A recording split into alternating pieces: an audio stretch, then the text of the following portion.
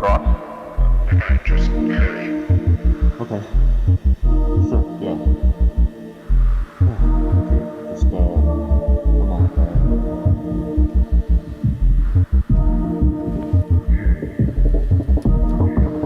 Like, seriously.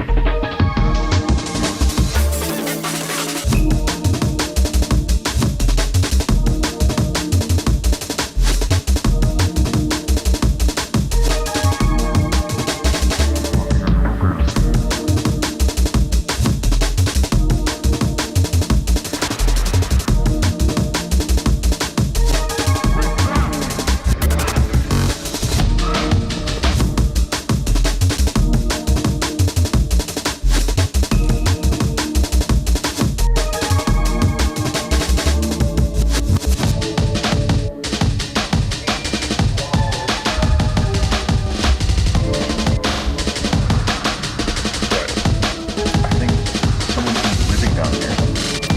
Living down there?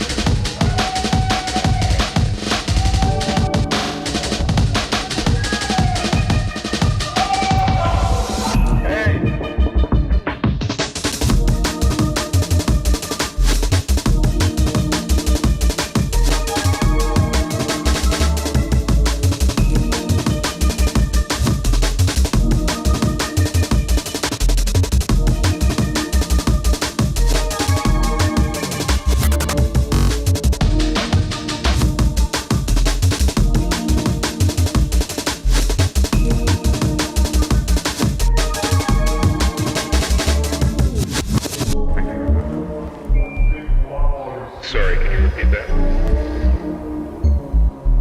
Marvin? That's my person. What is it? That is not a fucking person! What? Marvin?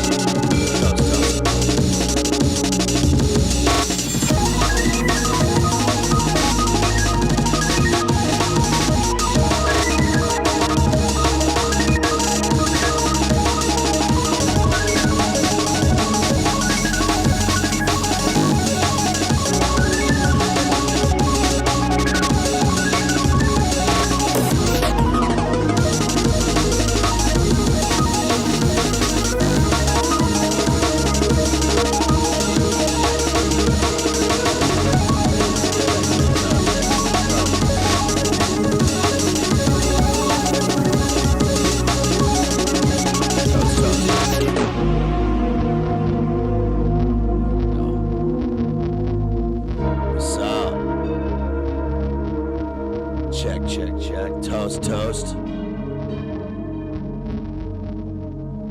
All right, check. Toast. What's up, y'all? What's going on? I hope my audio's not too hot here. What's up, y'all? Let's get it going here. Hopefully not popping too much. Man, what a week. Lot going on here. And actually, the hurricane. Okay, I'm gonna take these out because it's loud. Hurricane Meemaw is barreling down on us here. It's gonna be 10 inches of rain on Friday. It's gonna be wild here. Hurricane Meemaw is developing off the coast of South Carolina, and is barreling down. So tonight, I thought I would do a little sponsor stream here. This one's from Circle G. Shouts out to Circle G. And this one is called, we're doing Man versus, or Beast versus Man. And I'm going to discuss the Stephen King book, Cujo. There is a film, but I'm not doing that. So we're just doing the book Cujo by Stephen King. I'm going to discuss The Edge with Liam Neeson. We're going to be talking Liam Neeson. He's in Alaska. There are two wolves inside of you. I'm not happy. I've lost all my skills. And what else? What's the other one? The Ghost in the Darkness with Val killing it, of course. And also, I added one here late, and this one is called Monkey Shines. Everybody good? We're good, right? So let's dive into it. Let's dive on in. That's what Roger Smith says. Let's dive on in. So what do you want to do first? Let's talk The Edge first, because this is an underrated one. And I don't know if it's a classic or not, but I saw it in the cinema, and probably you guys have probably seen this one. This one was when Liam Neeson was really going on a tear, and he'd done Taken, a few other films, and I liked this film recently about the Troubles, or the result of the Troubles. Right? It's set in Galway or wherever it was set. That one was okay. And I like the one that was a remake of the Stellan Skarsgård movie, but this one is very well done, and it's kind of in the vein of the movie Alive. If you've seen Alive, Alive was good because Alive is I don't know, Ethan Hawke and a bunch of people are in it, but Alive was weird when it came out because it came out at the same time as the song Alive by Pearl Jam, which I was not confused about at the time, but I thought that's interesting. But basically, it's kind of the same story, but you add wolves. So this is, that's right. And what did I say? The Edge. I meant the Gray. The Edge. Thank you for correcting me there. They're both 4-letter words, and they both are Alaskan. The Edge, of course, is Alec Baldwin, and that's the other one that we can talk about with this because it's the same thing. I mean, they are exit pursued by a bear, as Shakespeare says in The Tempest. So this is the Gray, not the Gray Man, as Albert Fish was described. That guy's a real jerk. The Gray is what I'm talking about. The Gray with Liam Neeson. Oh boy, look. See, Hurricane Meemaw is messing with the with the psychosphere. So it's already got me mixed up with the titles. The Gray has Liam Neeson. Now, what happens here is, of course, we have a gray landscape. We begin the film with Liam Neeson, and he is exactly. Liam Neeson is a guy who's protecting the drilling company or whatever from the wolves, and the movie starts off with him in the wilderness, looking miserable, and he has, I guess, lost his family, and he is about to go outside and unalive himself while the fellas sit inside drinking. And so, that's right, real John Connor. He was gray in both stature and demeanor. Really bad description. So he's about to do that, but then what happens is they get called away. They're going they get on a plane, and they're going to their new site or whatever, and the plane is loaded down with the Roughnecks, and of course there's one guy that's talking about the plane crash or whatever. There, why would you say that? Well, what happens with this movie is pretty interesting because it seems pretty straightforward.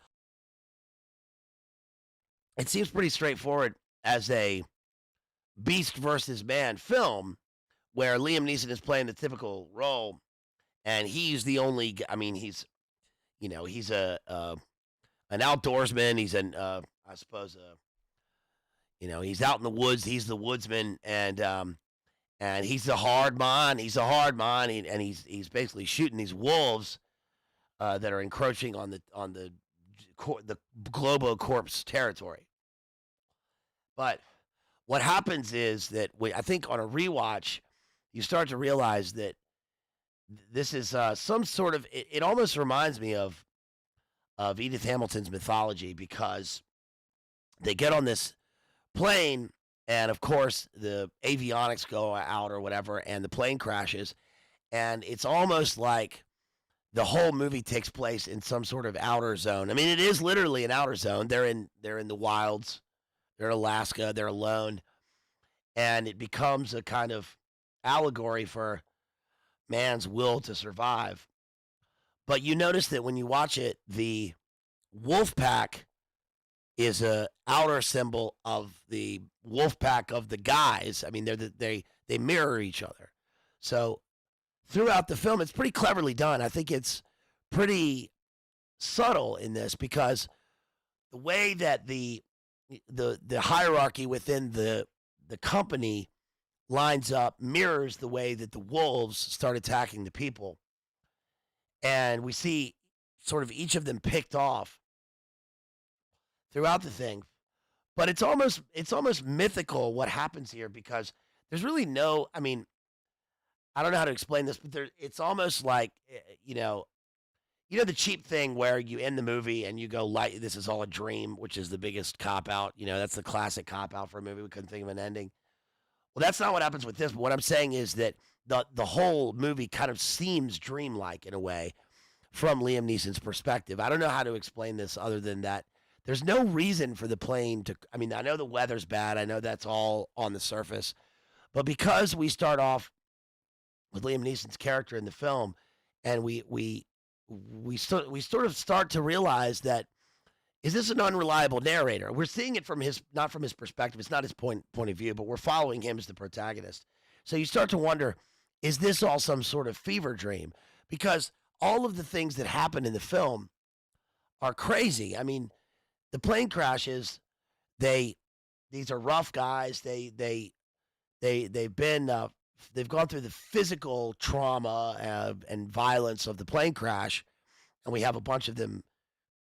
They sort of should seem harder than they are when they survive, but of course they're freaked out. A bunch of them are in shock.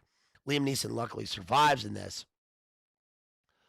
And what happens is that he immediately, tells the other guys they're in shock. He assesses the situation, and he then strangely tells them that their best chance of survival, because one of them immediately gets eaten by this wolf, which is also, I mean, it's kind of illogical what happens in here, but he gets attacked by a wolf. We see blood trails, and his remedy for the situation is that there's no way they're going to be rescued. They're in the middle of nowhere. The plane has gone off course, and their best chance of survival is to head for the tree line, because he figures out that they are somewhere in the vicinity of the wolf's den. Well, I think when you're watching it, you realize that that's the worst plan. It's the worst possible thing to do.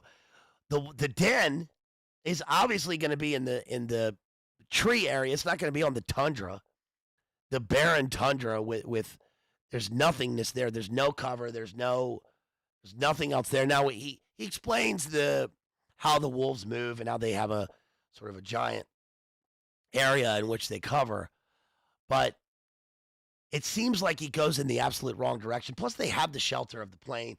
They've got the transponder and all that stuff. Whatever.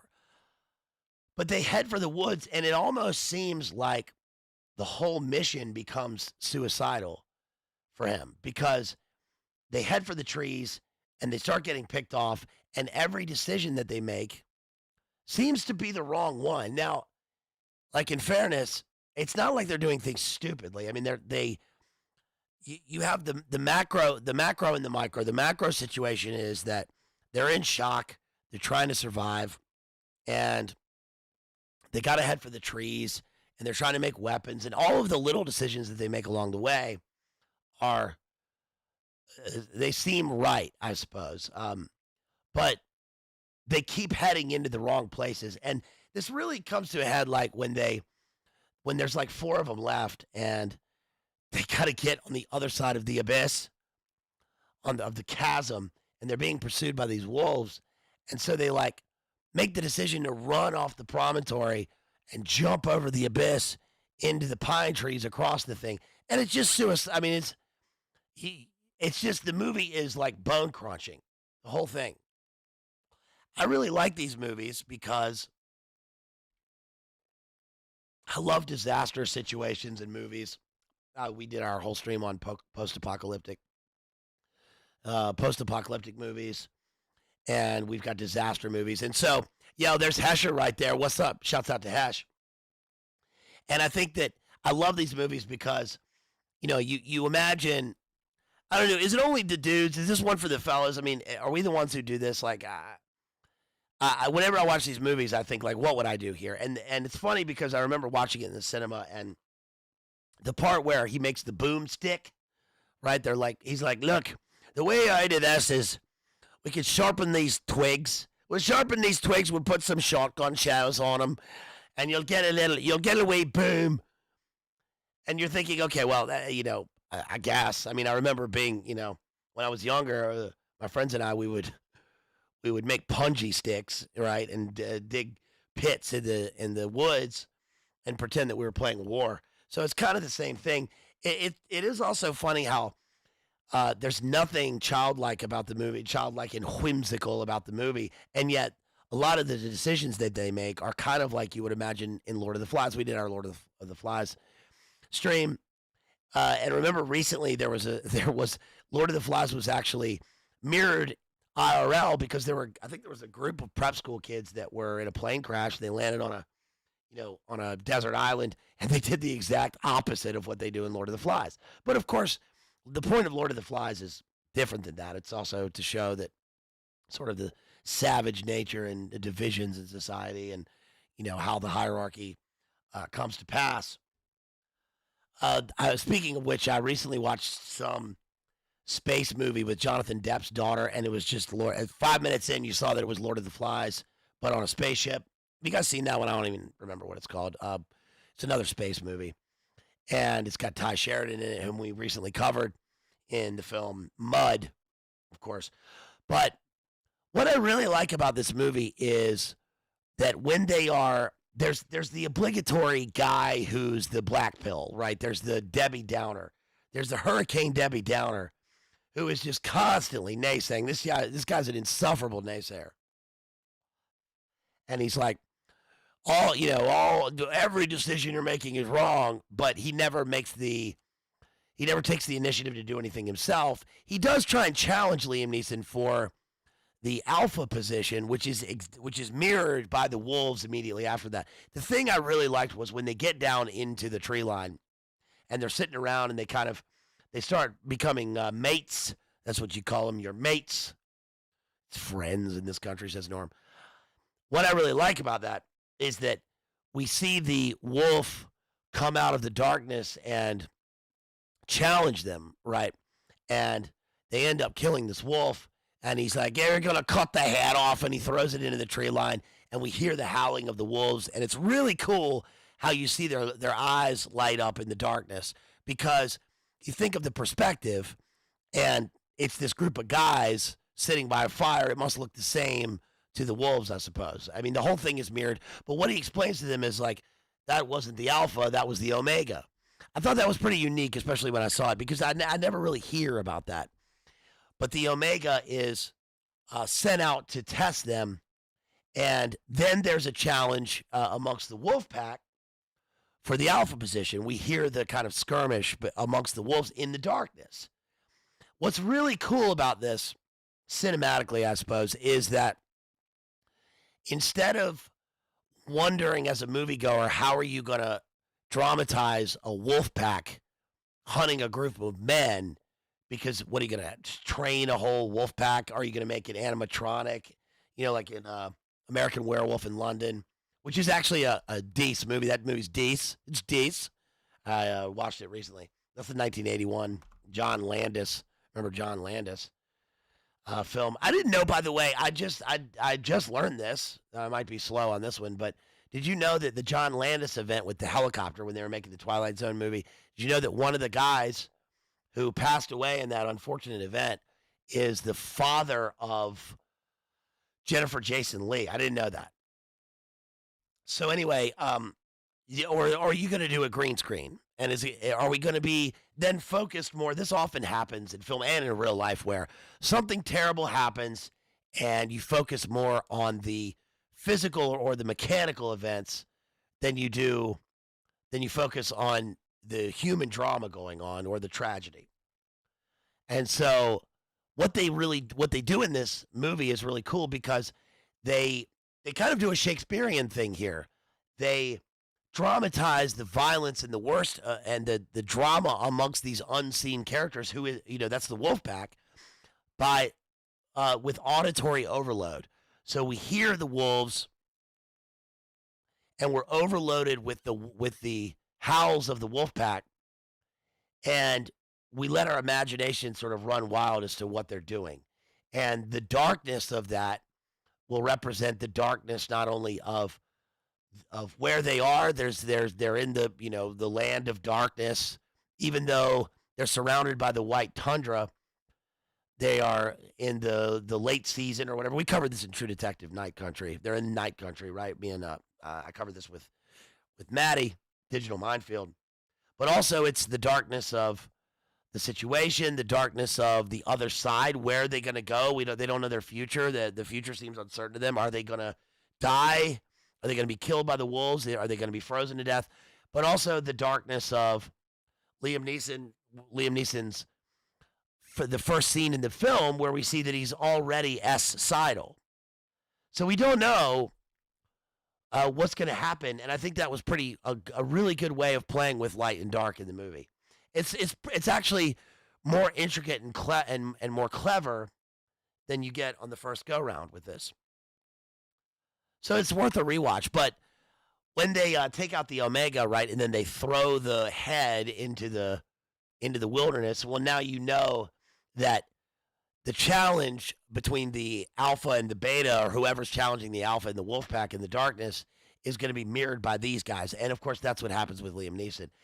But the inspirational thing in this movie, I think, if it's inspirational, is that we see that even a group of people who are completely different from one another, they're all roughnecks, the fellows are all together, and they've all got their lives leading up to these points, and one of them is an insufferable guy, and we want we can kind of predict who's going to go and who's not, but that they can come together as men for survival and for a triumph of the human spirit over nature if they can make it.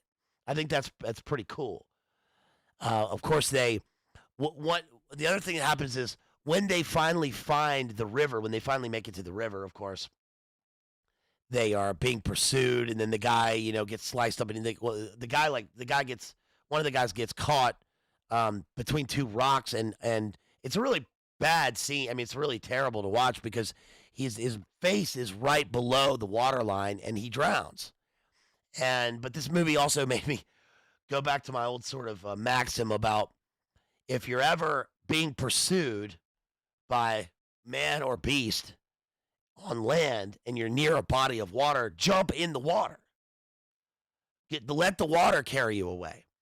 Because one thing I can't understand, I've never been able to understand this. So here we've got the James River. The old James, in where I am. You can't go swimming in the James River right now because of the risk of brain worms. I'm serious. I'm serious. We had a alert go out on the news here saying, we know it's the heat of the summer. We know it's hot as heck here, and we got this beautiful river, and we're in a river city.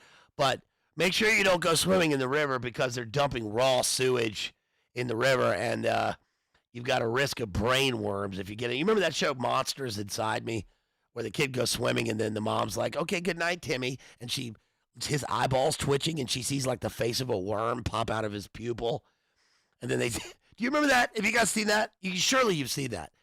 And then he goes to the doctor, and the doctor's like, "Well, Timmy was in quite a bit of pain, so we pulled an 8-foot worm out of his eyeball. Now he's going to be okay." It's just absolutely horrifying. But anyway, that's what's going on. So, but if other than that, even that though, jump in the damn river, jump in the river and let it take you away, because you can worry about the cold later. You got to get away. Let the river carry you away. Jump in the ocean, whatever it is. Just dive in. It's like in Mud. Remember the movie Mud with Matthew McConaughey? He just dives right into the river. Get away from that. And in the end, what we see is the alpha versus alpha battle here. And this is actually pretty well done. I mean, it's really incredible because we have a complete reversal of fortune here in the film. The beginning of the movie is Liam Neeson, who's lost his family, and he feels he has nothing, and the bleakness of Alaska and the overwhelming situation in his life is leading him to want to unalive himself. But ironically, it's the disaster and the situation amongst men that causes him to reinvigorate his lust for life. So he wants to survive, which is utterly human, isn't it? I mean, that a person can be at the end of the rope, so to speak, but thrown into your natural instincts take over and lead you to want to live. You got to live. You got to keep living. And so when he's tasked with taking care of other people, of course, what is it? This is truly Christian, this part, that service leads him to want to live. He needs to survive by serving other people, by keeping them alive. His own life gets absorbed into the wilderness and into saving other people. And so he becomes selfless in this sense. But you also watch the film and you realize that the overarching thing here is that his mental state from the beginning seems to be compromised. And the other people are so wrecked and in shock by the plane wreck, that they don't know what to do. It's just, I think it's a testament to the fact that, that people should learn skills, from a young age. Obviously, I know that's, everybody knows that. I'm not, it's whatever, but I'm saying, the cold and the hurt and the pain and whatever situation you go through in this movie kind of to me seems like a metaphor for life itself. I thought that was pretty clever. It's not in your face in the movie. It seems like a simple survival story, but it becomes more than that. And in the end, he really becomes savage with he breaks the liquor bottles that they've saved and tapes them to his knuckles. And he's like, "Here we go again, into the gray, into the die another day, into the darkness, my friend, into the darkness, my friend." Right? He's got to go. And I like that the movie cuts off with him face to face with the black wolf, the black alpha wolf. And so it's left up to us. And by the way, there is a mid-credit scene here where you see him. If you don't cut off the movie, there's a little payoff, which is that we see him lying. It's a close-up scene, and we see him lying with the wolf, and we hear breathing. And it's there's some ambiguity here. We don't know who survived, but in a way, it doesn't matter because we assume he survived here. But whether he survived or not, he has survived through the life of the movie, and he's given his all. So I think that it's pretty inspirational. It's a pretty good movie, and it's actually I don't know why I said it like that. It's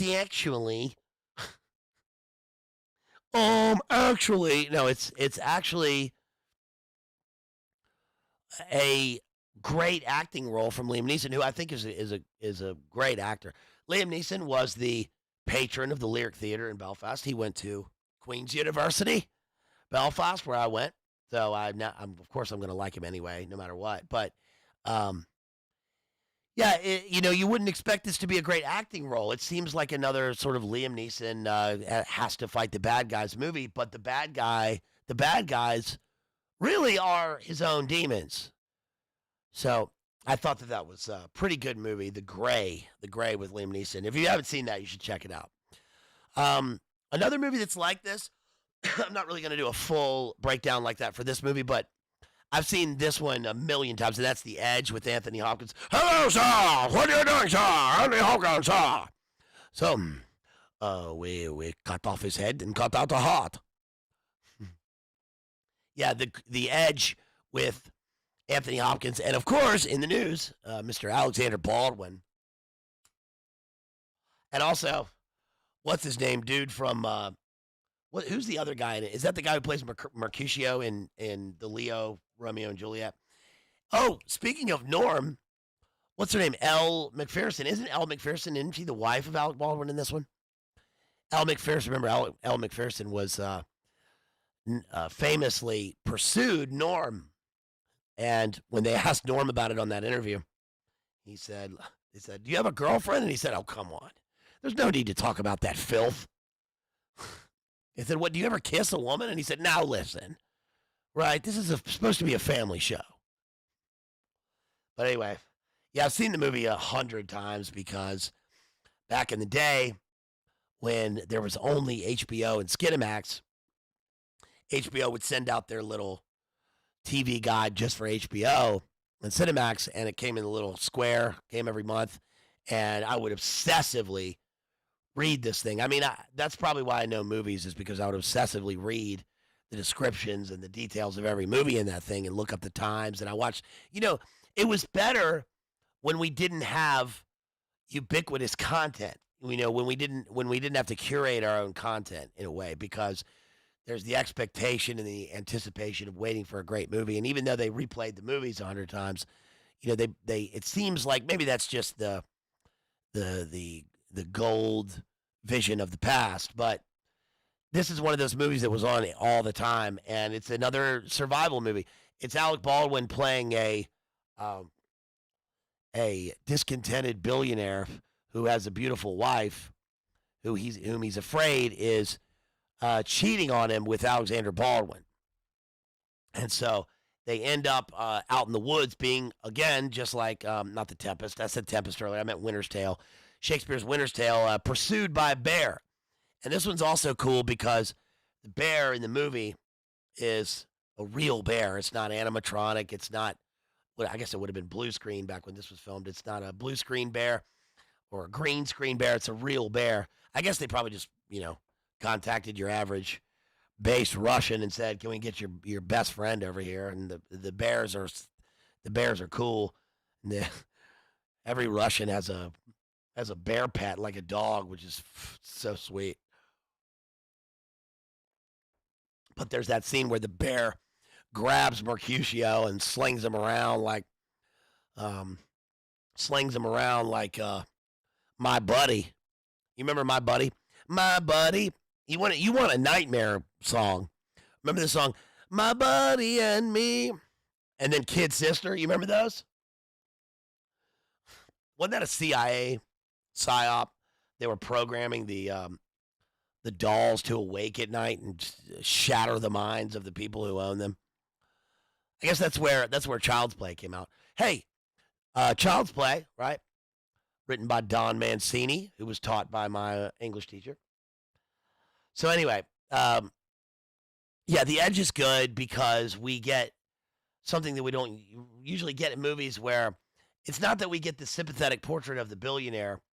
It's that we actually see how the billionaire became a billionaire in terms of his kind of will in the movie, being a master of industry or whatever it is, but that relating to his kind of his origin story. So he knows the tricks that, I suppose it's a kind of, what is this? He kills the bear, he kills a bear, and he uses his resources, and he's trying to learn from nature, but I think it's an interesting movie because he ends up finding his life in the wilderness. I mean, all these movies are about how people become discontented with modern and postmodern and industrial life and find their manhood again, find their life in nature. Yes. So in the end, Alexander Baldwin is the representative of the corrupt, depraved society of the fashion model photographer or whatever he is, who's you know, carnivorous in his sexual appetites and is even taking this man's wife.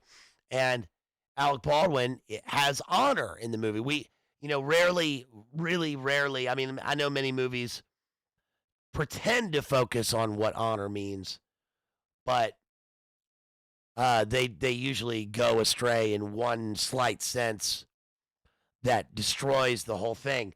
So, for example, like the movie, what's that damn movie? That Tarantino movie I hate. Inglourious Bastards is a good example of that. I really don't like that, and I like Tarantino, but I don't like that movie.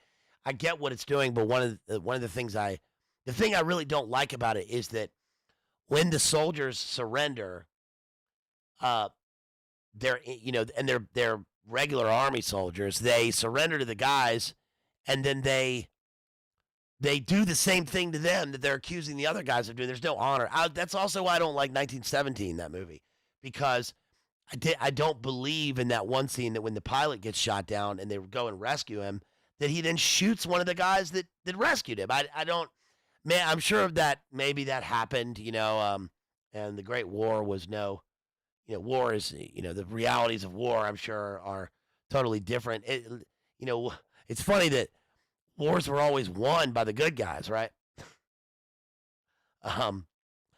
So I don't know. It's just the kind of opposite of that movie Grand Illusion, which maybe is a Grand Illusion itself, but that movie has Eric von Stroheim, the man you love to hate. I love that actor. He's so awesome.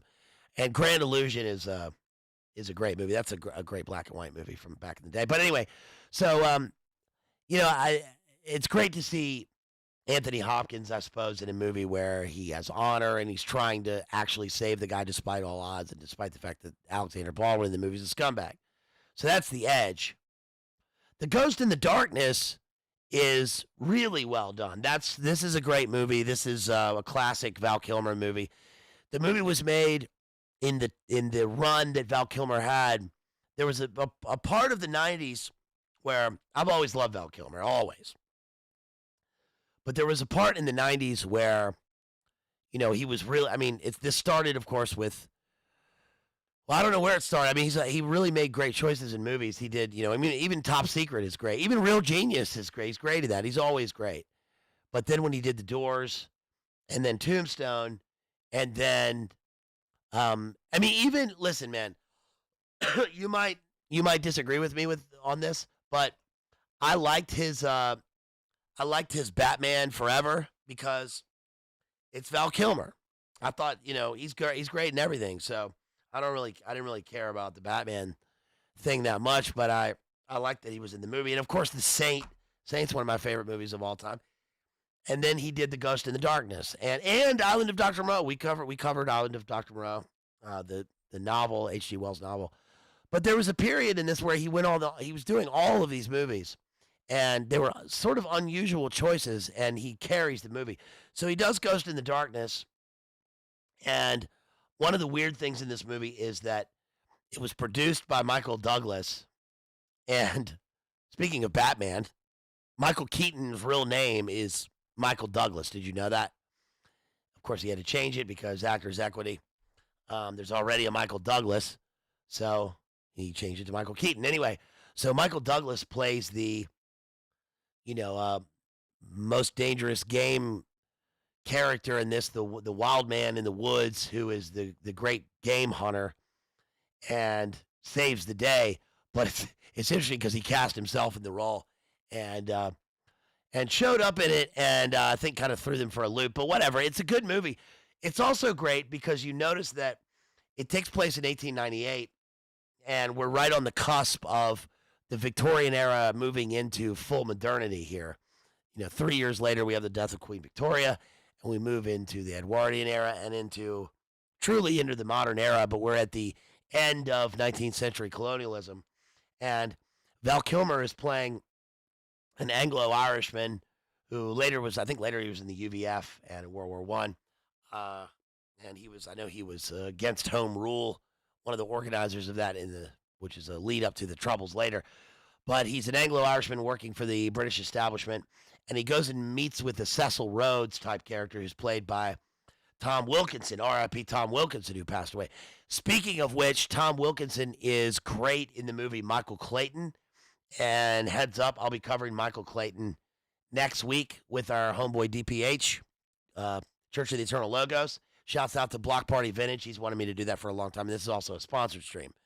So anyway, he meets with Tom Wilkinson, who is interesting because we see the imagery at the beginning of the movie is that we see a buttoned up, very 19th century, late 19th century looking Val Kilmer, who is going to be one of the soldiers for these guys. And this is what we've talked about so much, especially in light of the decline and fall of the British Empire, where, in the British public school system, you go when you're 5 years old, all instincts of maternal love are taken from you so that at the end of it, you can go off to, you can go to Harrow or Eton and then be sent to Oxford or Cambridge. And then, of course, go off to the far-flung reaches of the British Empire to run it for them. And whether that means, being the governor of Singapore or dominating the diamond trade in Uganda or building a bridge in Kenya, Val Kilmer is one of these guys. And we see the black and white checkerboard floor.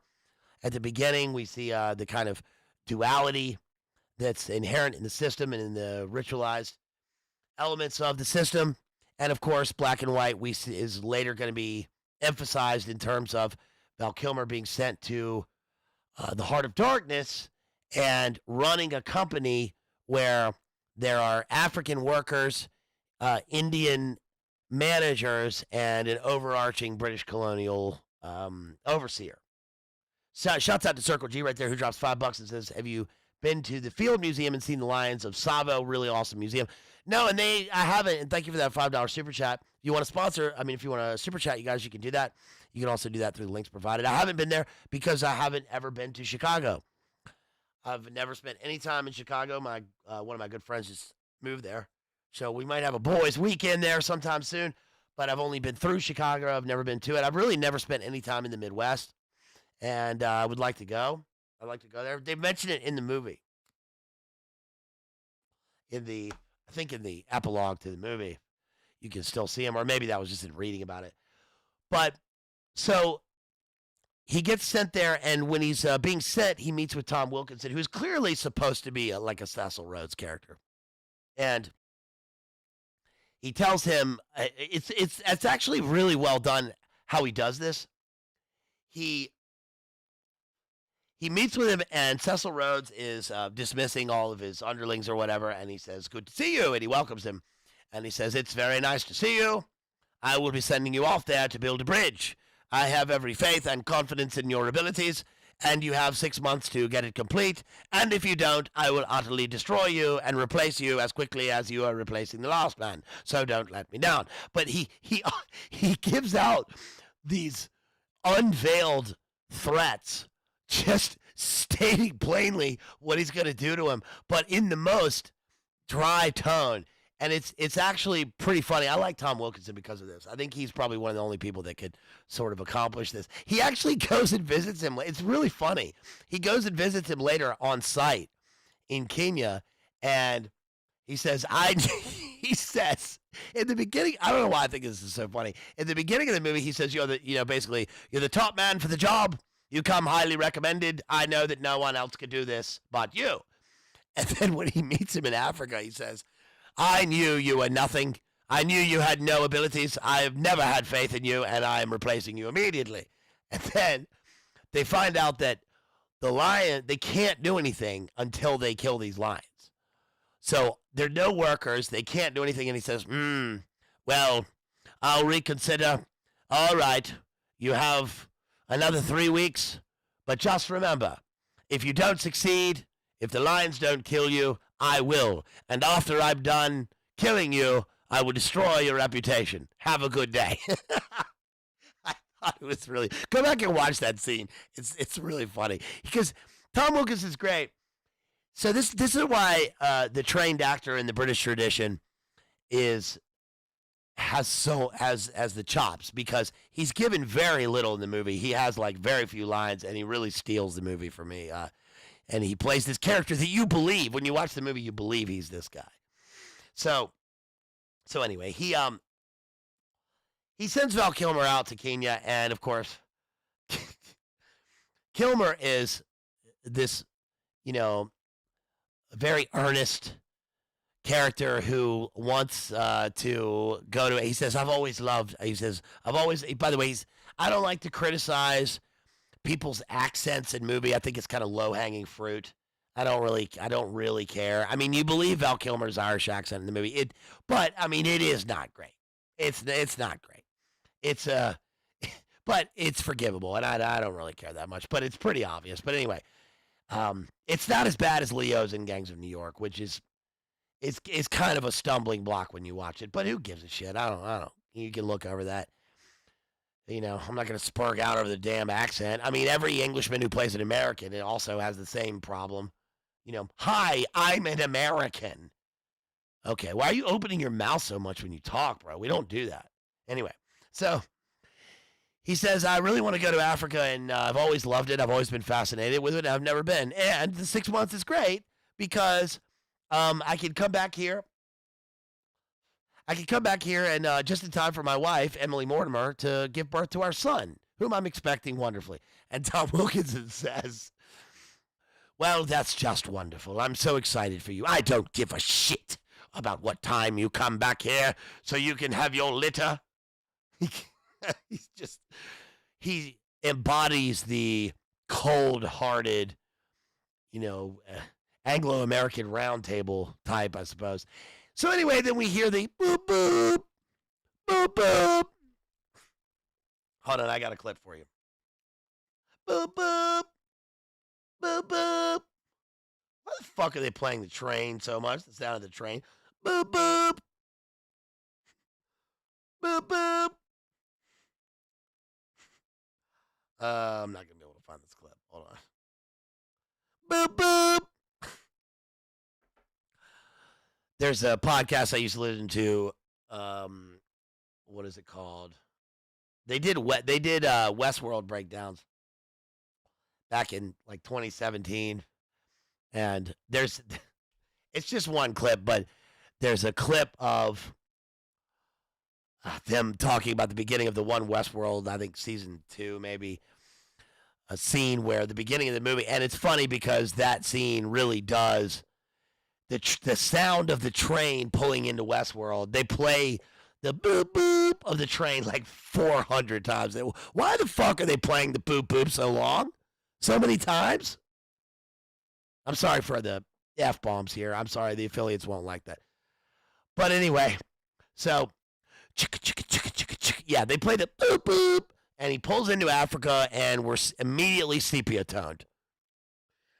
But he pulls up, and we're going to build this bridge, right? We're going to, hey, guess what? We're the British Empire. We don't build walls. We build bridges, right?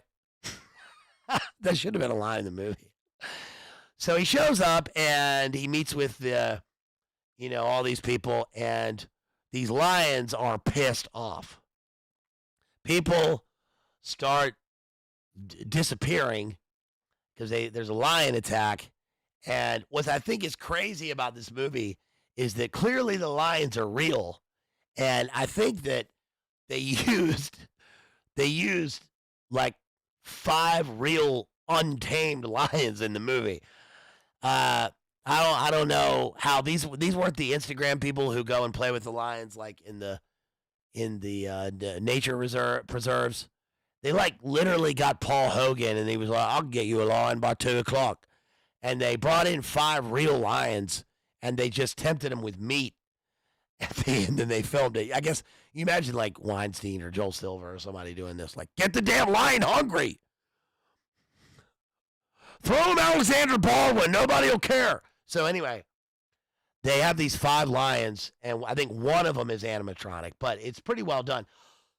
But what's really great about the movie is that the lions take on a mystical significance in the film for good reason. We see close-ups of the lions with green eyes and fire, and this could have been kind of cheesy in the film. They could have, imagine you get the close-up of the lion, and then you go, hoo, shoo, shoo, shoo, hoo, hoo, hoo, hoo. You have like that noise they always play in the background. You always have like tribal chanting in movies when they show the close-up of the lion.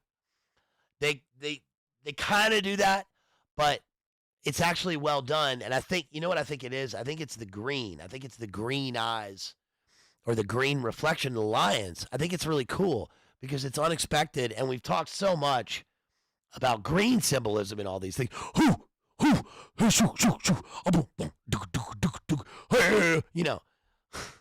So stupid when they do that in movies, but they don't do that in this.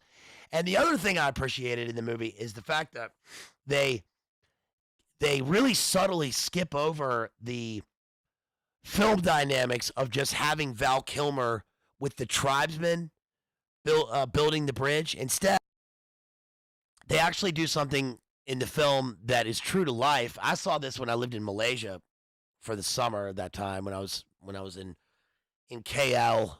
I was teaching English and whatever. Anyway, so what I saw, I was working at this university, and what I saw when we would take breaks from classes, I would go outside, and it was really pretty stark. I was explained to me, and then you see this, that in Malaysia, the ethnic Chinese own everything. There was a Chinese national who owned the university, and they own everything, and then they bring in Indians, Hindu Indians, to manage everything, and then the Muslim Malays were they ran everything. They were the employees, and you always saw this at lunchtime because the guy who raked the leaves I never saw him rake a single damn leaf. First of all, there aren't any leaves in the first place.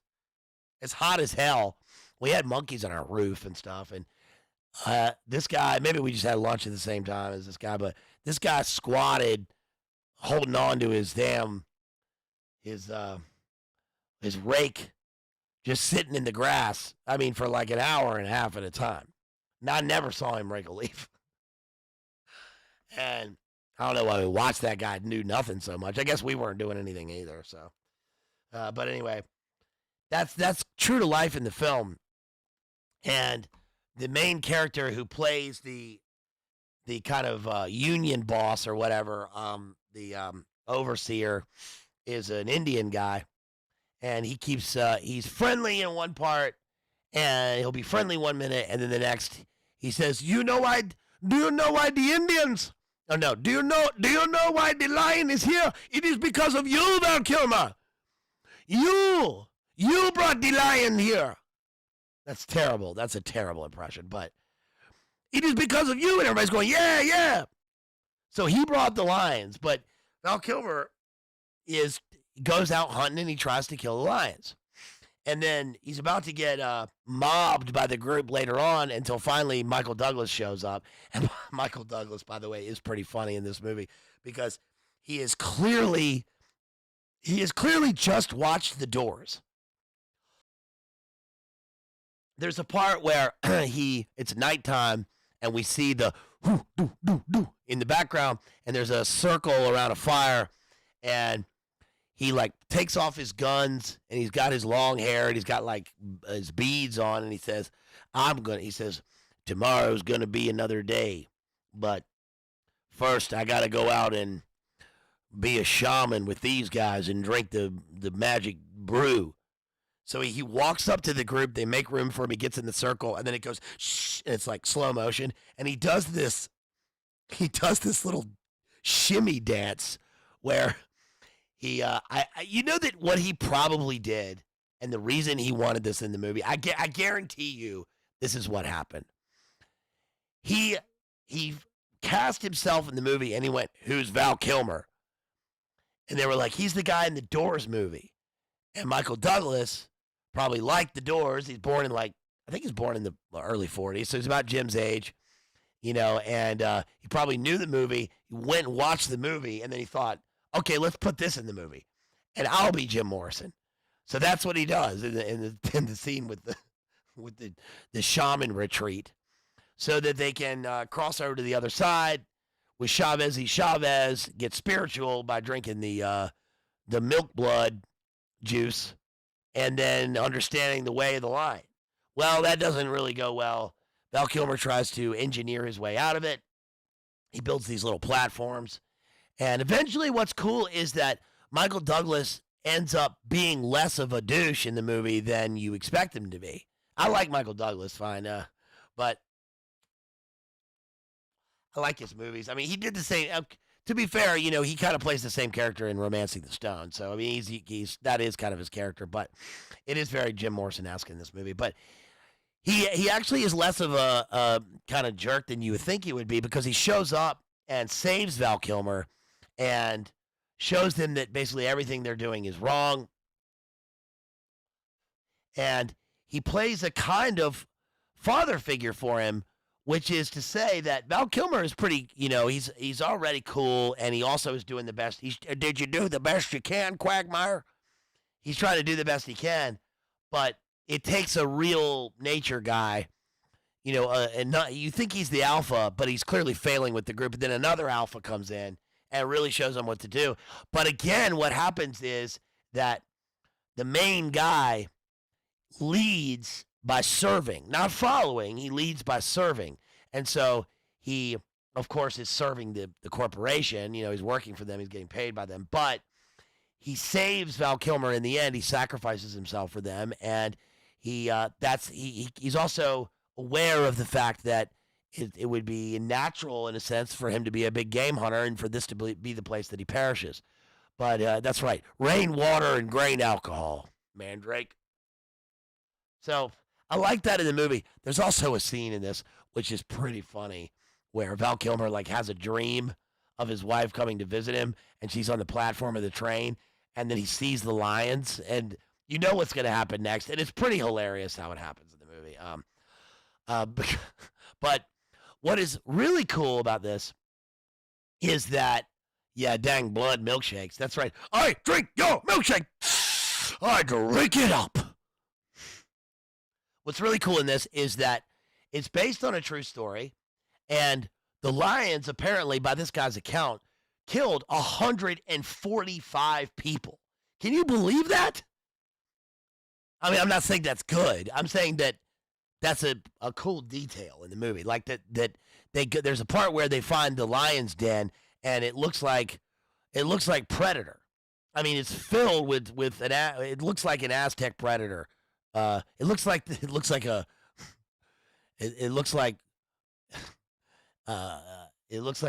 what's that guy's name? Darren Aronofsky.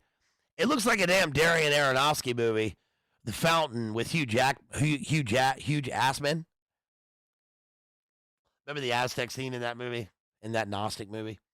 Well, anyway, they go into this damn lion's den, and Michael Douglas says, they're not doing it because they're lions. They're doing it because they like it. They want to do this. And I think it's pretty wild that by this guy's accounts, they killed 145 people. Dude, the lions didn't show up and take out one person, which stopped production. They didn't take out 10 people. They killed everyone. And they kept coming back. This is crazy. That's insane. I mean, that makes the movie worth watching just by itself. That's wild. So again, the thing is that it's not just a guy being hunted by, or people being hunted by beasts. It's that the beasts take on a supernatural dimension, and maybe they're being scourged. So the question is, in terms of the theme,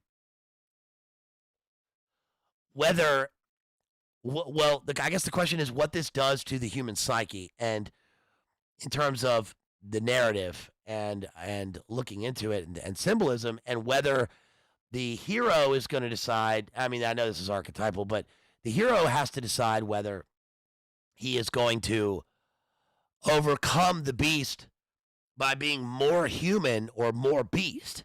And there seems to be some sort of synthesis in the middle of this, right? A kind of middle way where you have to play the game that the animals are playing, but beat them at their own game. But you do so by overcoming the odds with your wit and your ingenuity, but also luck. And what's I think really good about this series of movies is that the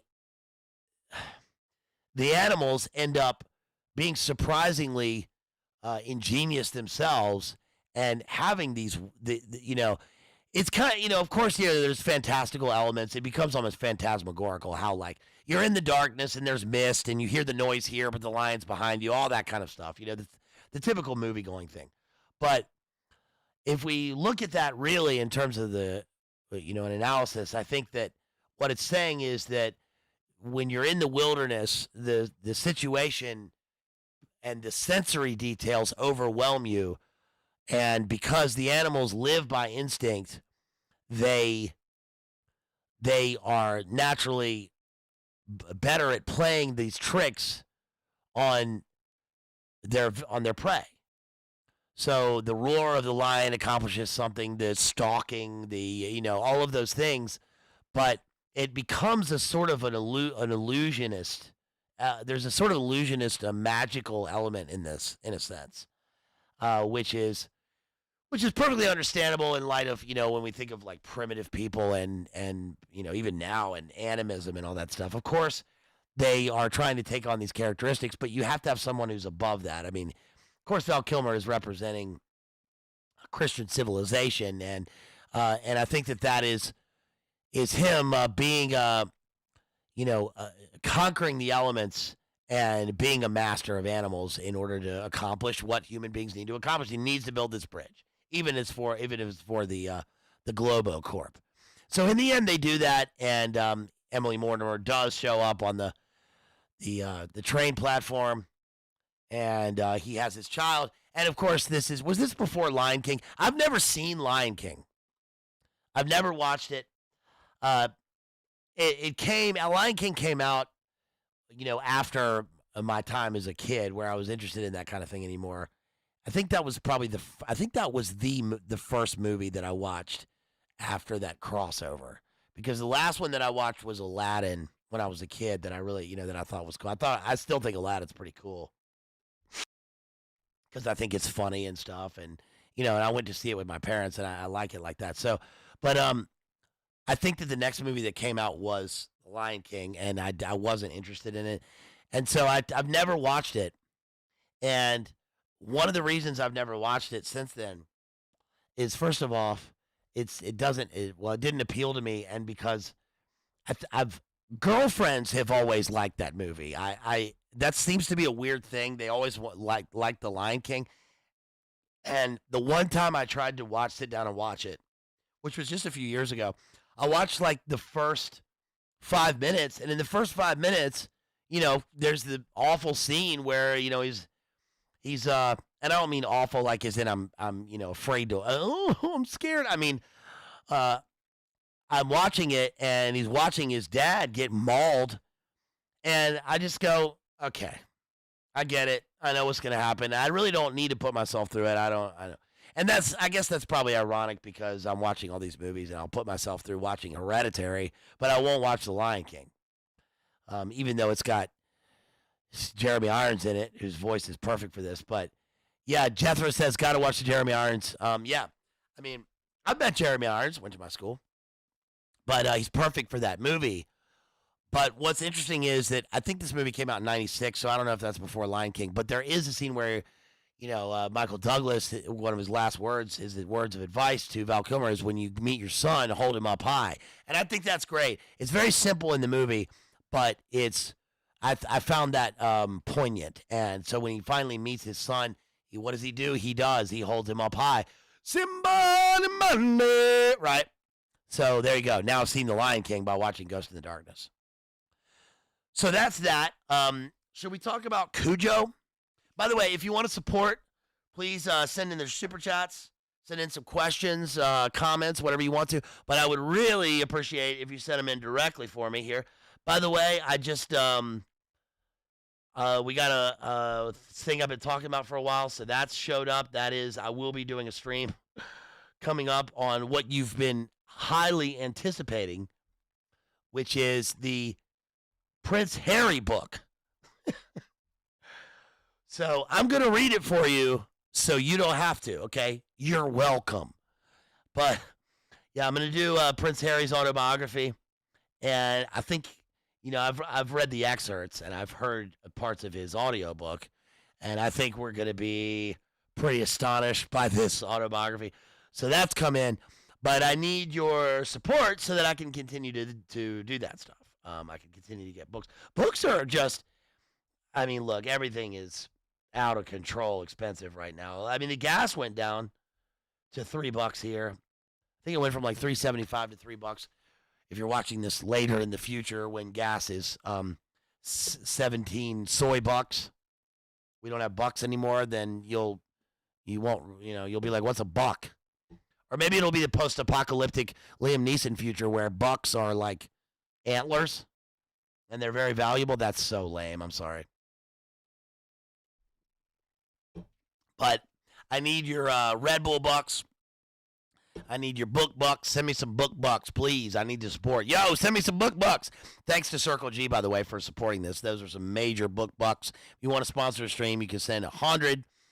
And I spend a lot of time. I mean, I don't know if it's ruminating time, mental time. Yeah, I read books quickly, but my I don't know if it. What do you call that? Preparation, mental time, ruminating, mental analysis. But I take a long time to do these things sometimes. And so if you want to send in that, if you want to sponsor something, you can do that. That Michael Clayton stream will be sponsored. And don't forget, also, this is a little break here. Don't forget that coming up Friday, we've got the Hunt for Red October with Mark Hackard here. So that's going to be sweet. So let's talk about Cujo.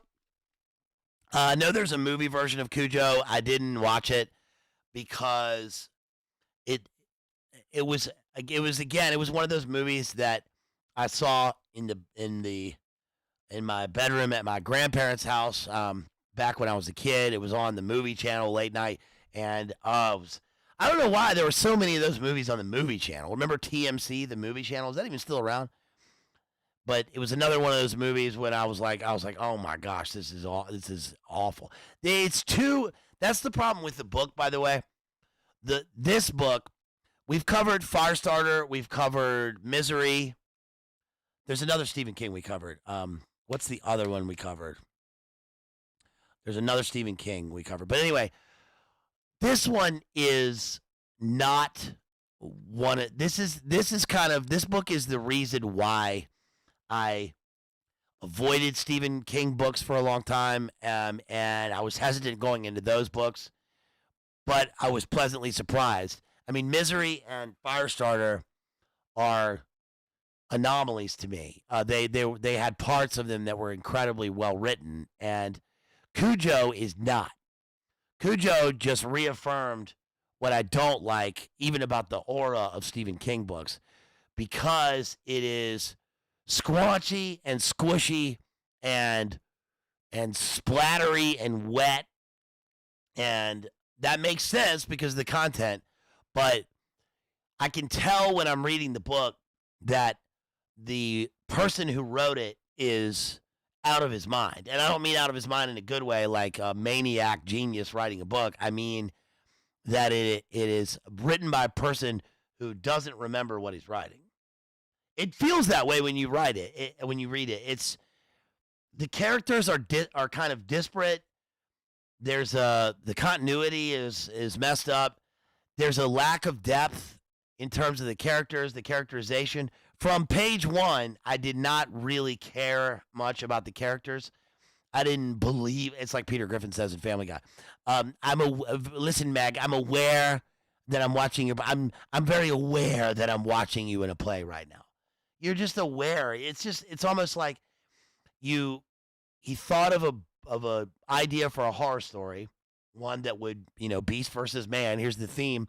And we're going to have a beloved dog, and something goes wrong, and the dog terrorizes the family.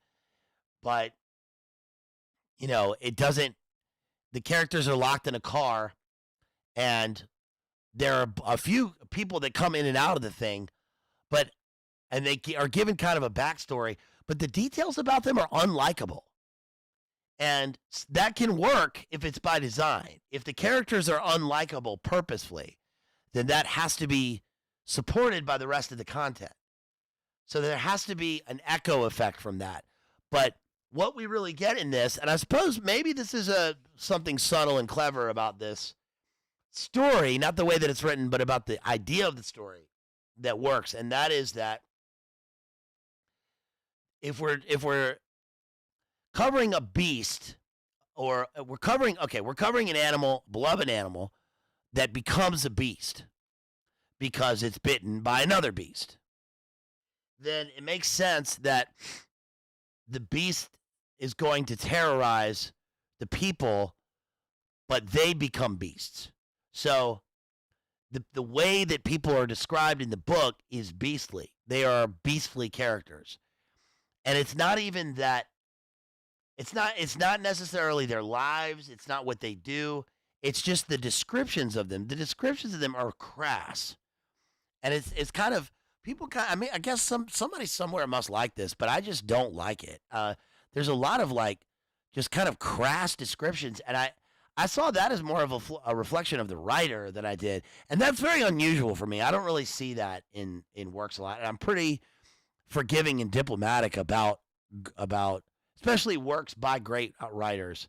I try not to be tempered too much by what other people have said. I don't know any reviews or anything of Cujo. This was all me looking into it, and I just didn't like it. But there are some good.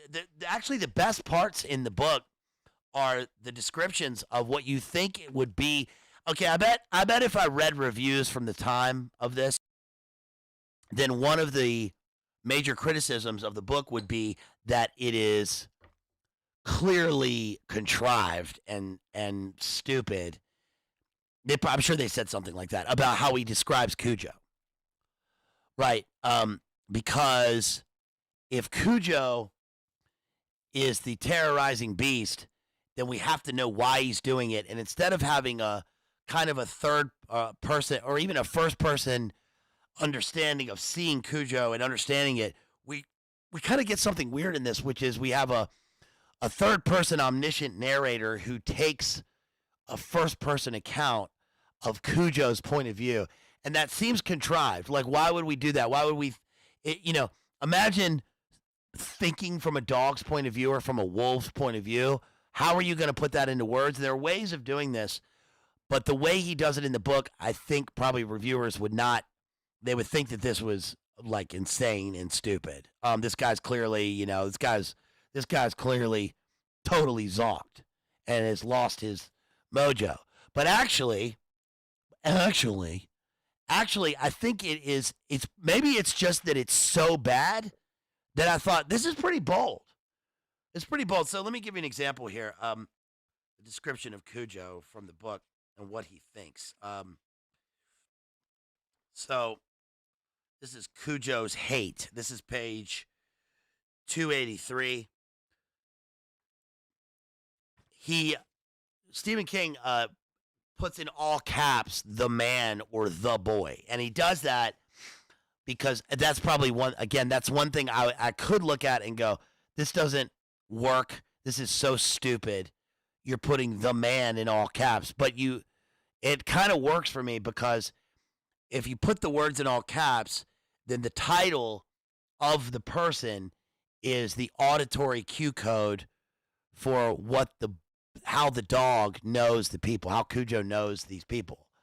So it says Cujo stared out at the man from the blue car with rising hate. It was this man who had caused all his pain. He felt sure of it. The man had caused the pain in his joints and the high, rotten singing in his head. It was the man's fault that the drift of old leaves here beneath the porch now smelled putrescent. It was the man's fault that he could not look at water without whining and shrinking away and wanting to kill it in spite of his great thirst. A growl began somewhere deep in his heavy chest as his legs coiled beneath him. He could smell the man, his oil of sweat and excitement, the heavy meat set against his bones. The growl deepened, then rose to a great and shattering cry of fury. He sprang out from beneath the porch and charged at this awful man who had caused his pain. Now that's pretty well done. I thought that was incredible. That was pretty. There was some depth to that because it is a pretty difficult thing to capture what happens in this book. What happens in the book is that if you don't remember Cujo, everybody remembers Cujo. If they remember it now, people remember Cujo because they think, oh, this is where the monster dog comes from. So anybody who has a dog that seems wild or is biting people or whatever, they're going to call it Cujo.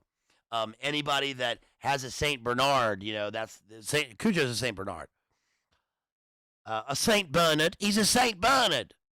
Oi, mate, you got a license for that Saint Bernard? I never seen. What if how you pronounce Saint Bernard and you pronounce it Bernard? What if you also pronounce the book Cujo? Right, you got a license for that Saint Bernard Cujo? Hey, yo, Cujo. No, I mean, so what happens is basically that there's a family. They're living life on the prairie or whatever, right? Little house on the prairie, but they're in, wherever. I guess they're in Maine, I suppose, because that's where it always is. And this boy has this beloved dog. It's a Saint Bernard. It's Cujo. And that's a good point, Jason. Oh, and by the way, shouts out to Jason for sending that first PayPal tonight. Thank you so much, Jason. Really appreciate you for all your support. As always, man. Really, thank you so much. Jason says, Cujo juxtaposed against the rollover Beethoven. Yeah, Beethoven with Charles Grodin. Gosh, remember those movies? Maybe that's why they made the movie. Maybe the studio was like, look, we need to rehabilitate the image of the Saint Bernard.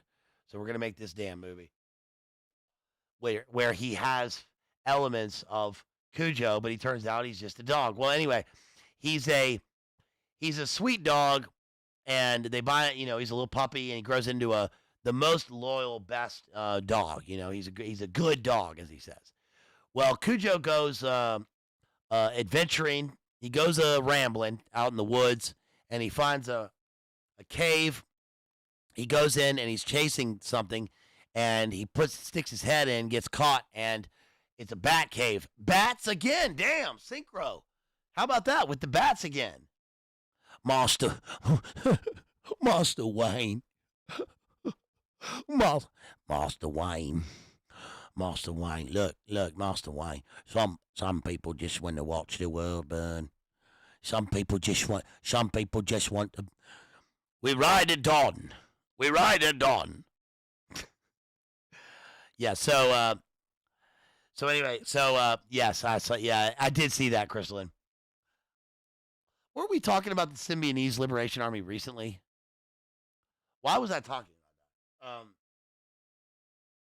Why was that? Oh, it was Patty Hearst was in a movie that we covered recently. What was that? I don't remember what it was. We've done a lot. But yeah, Patty Hearst. Also, remember, Patty Hearst was found by the Third Eye Spies. Do you remember that? Ingo Swann and Uri Geller, the Third Eye Spies, the Stanford Research Institute psychic spies in the Stargate program. Apparently, they found Patty Hearst. They couldn't find her, and they're the ones who found her anyway. So it was their op anyway. So yeah, she's in a movie we covered recently. But anyway, so he gets bitten by a bat and on his snout, and he goes increasingly rabid and then starts terrorizing the town until eventually he is slaughtered, and that's it. That's the book. Which is, even the description of the book, I mean, is nothing like Misery or Firestarter. Firestarter is great because it's MK Ultra, and Misery's great because the book is completely different from the movie. And the book, you remember, go back to that analysis I did. The book is an allegory for Paul's drug addiction. That's what the book is about. So the dragon lady is a kind of metaphor for his opiate addiction in the book. But anyway, so that's basically it. But what happens, we see with this, is that this is probably a good example of, I put this in the description, of what the opium pipe bearing lady, French plantation lady says in Apocalypse Now, Redux, right? When she's standing behind the silken veil to Willard, you see, there are two of you, one that loves and one that kills. Right, one that loves and one that kills. So we're talking about duality here, of course, or a multi-sided psyche, multi-sided personality. We all wear a kind of persona, a mask. But in the interior state, characters who are forced to confront predators and determine whether they are going to become predator or prey go one of two ways. They either master nature through their superior spirit and will, or they become beasts themselves. And that's what happens in the book, but on a whole other level. I mean, the people are already beastly. And so Cujo, in a sense, is kind of taking out his own in this. And it's also interesting that the end of the book, he has a kind of epilogue in the book where he says, Cujo was still a good dog. It's just that he's infected, right? He's infected by a disease, which is a physical disease in the book, but also itself has a kind of allegory to it, which is that the disease is one of the beast nature itself. It's the kind of way that the characters in this infect each other through the way that they treat each other. So it's also interesting. I mean, I found it pretty pretentious that he did have an epigraph from W.H. Auden in this, the Musée de Beaux-Arts, right? About suffering, they were never wrong, the old masters. How well they understood its human position, how it takes place while someone else is eating or opening a window or just walking dully along. Great poem by W.H. Auden. But there's also the thing that Jamie once mentioned to me, which is that, there's the Stephen King bingo card. I hate the idea of the bingo card. I hate I find myself sometimes even saying bingo, and I hate that term. In 2020, you remember how the term bingo, and it still comes up from time to time, but like back when I was on Twitter, the term bingo came up all the time because I didn't foresee this happening on my bingo card for 2024. And I just go, why is this the term? It's so, who gives a shit about bingo? Your bingo card? I get it. I don't know. Maybe it's just me. I hate the idea of the bingo card, the fucking bingo card. I get it. You're given a piece of paper with random numbers on it, and you never know what your life is like a box of chocolates. I also hate that. I never understood that. You know what really grinds my gears? What really grinds my gears is the damn box of chocolate in Forrest Gump. It's the worst part of the film.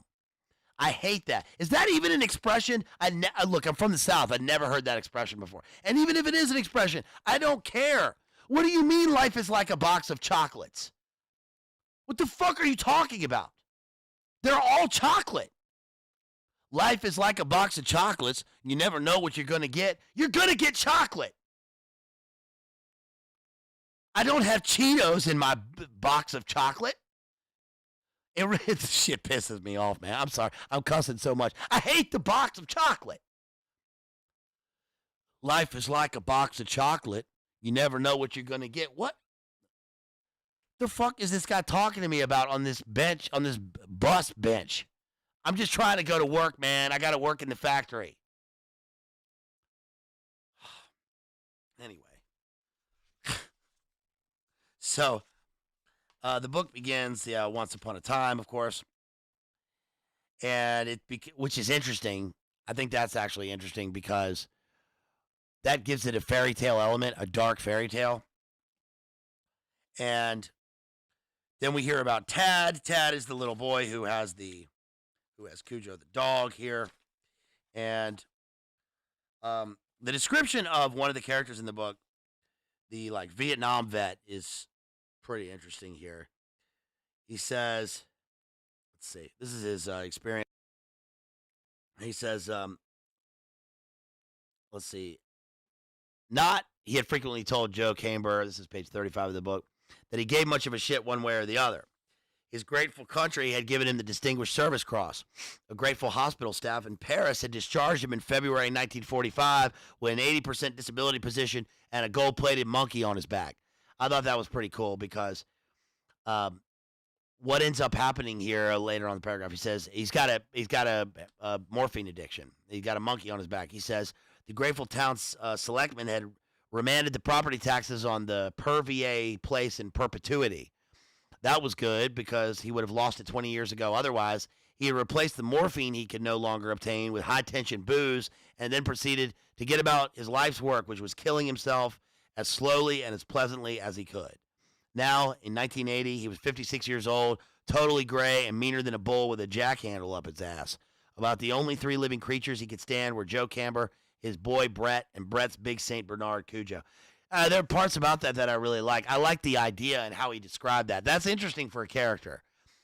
Yes, it's probably, we get the Lieutenant Dan character right there, but we get some depth and some kind of, Vietnam vet Phoenix program type of thing going on here but instead of him being the serial killer, he's going to confront his inner nature materialized in front of him in physical form in the form of Cujo, the rabid dog, right? And the part, I even like the lyricism of this. Property taxes, Purvier place, perpetuity. It's good alliteration.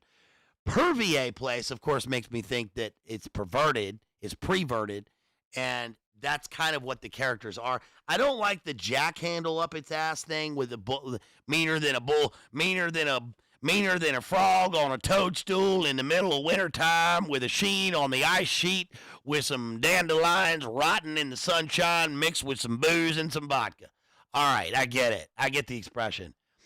But you don't, like, even the jack handle up its ass, you could have just said, it's unnecessary right there. Not that I care about the cussing. I'm just saying it's an unnecessary use, and I find that crass in the book. And I don't think it's supported by the content in the rest of the book. Crass is different from beastly and predatory.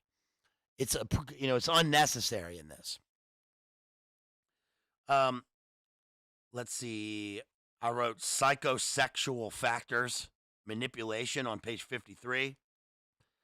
Why did I write this? He paused, tapping the pen against his teeth. He was starting to feel good again. On top, of course, she was a good-looking woman, and he supposed there was always the possibility that Trenton might discount what he had written so far. Talk was cheap, and you could mail someone a letter for less than the price of a coffee. But there was something, always something. What might it be? He smiled suddenly. When he smiled the way, his entire face lit up, and it was easy to see why he had never had so much trouble with women since the beginning with the vague, pretty French sub. He wrote, his letter says, no, I can't even read his letter here. He's writing these mean letters to the people in the town, which reminds me again of the Shirley Jackson story. What is the damn, I can never remember. I teach this story, and I can never remember this name of this short story because the title of it is not good. The story is interesting. What is the damn, where she writes the mean letters to the people in the town. Story about woman who writes letters. She's got the roses. The possibility of evil. Terrible title for a short story. The fact that I can't remember the title of that probably says something. Because if you haven't read that short story, the Shirley Jackson story, it's about a woman who lives in a perfect town, in a perfect place. It's a great story. Perfect town, perfect place. She's a spinster. She's all alone. She talks to people in the town. Everybody, she feels like she kind of owns the town. Her family, built it. She goes back into her house. It's kind of like the Yellow Wallpaper by Charlotte Perkins Gilman, but from like the opposite side of the wallpaper. And she owns the town. Her house. When I think of her house, it's kind of a cross between. You remember Steve Carell's house in the movie The 40-Year-Old Virgin? Remember what it looks like his kitchen and stuff, and how he goes into his kitchen and he cooks, and then he sits down and he makes a nice little omelet for himself, and it's all sanitized and all this stuff. And that's the way I picture her house. In a sense, there's linoleum. She goes out. She goes to the store. She says hello to Bert. Bert knows her because they went to school, but she knows Bert's secrets. She goes home and she makes a chop for herself and takes care of her roses, and then takes her nap from 2 to 4. And it's just, it is a typical of, if you had an old lady in a house and she's making it, the chop aspect of it is interesting. But what she does after that is she takes out her stationery from a locked dresser, and writes letters, anonymous letters to people in the town. And the letters, when they get them, they have different color paper. They're always anonymous. And the letters always say things like, "Hey, it was really nice seeing you the other day walking past. What time did your husband get home? Do you ever wonder where he goes at night?" And so she's just gaslighting the town, destroying everybody in the town. And then eventually this comes back on her because she drops one of the letters, and the local teenagers, whom she despises but is nice to. This is a great example, by the way. This is The Possibility of Evil by Shirley Jackson. It's a great short story because it shows the difference between being nice and being kind, which we talk about a lot. But she's nice to the people, but she absolutely hates them. And she tries to destroy them. She has an unkind heart. So what happens is that the teenagers, whom she typically despises, just like so many people my age and older, of course, it's like those people that see people skateboarding. They see skaters out and they go, "That's public property." Dude, let the boys skate.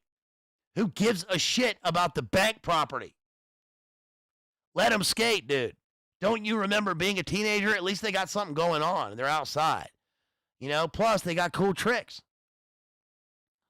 Shit annoys the hell out of me, dude. There's nothing that I hate more. Well, there's a lot of things, but there's nothing I hate more than thinking of the times when I was a teenager getting hassled about stupid things by stranger grown-ups. Fucking hated that shit.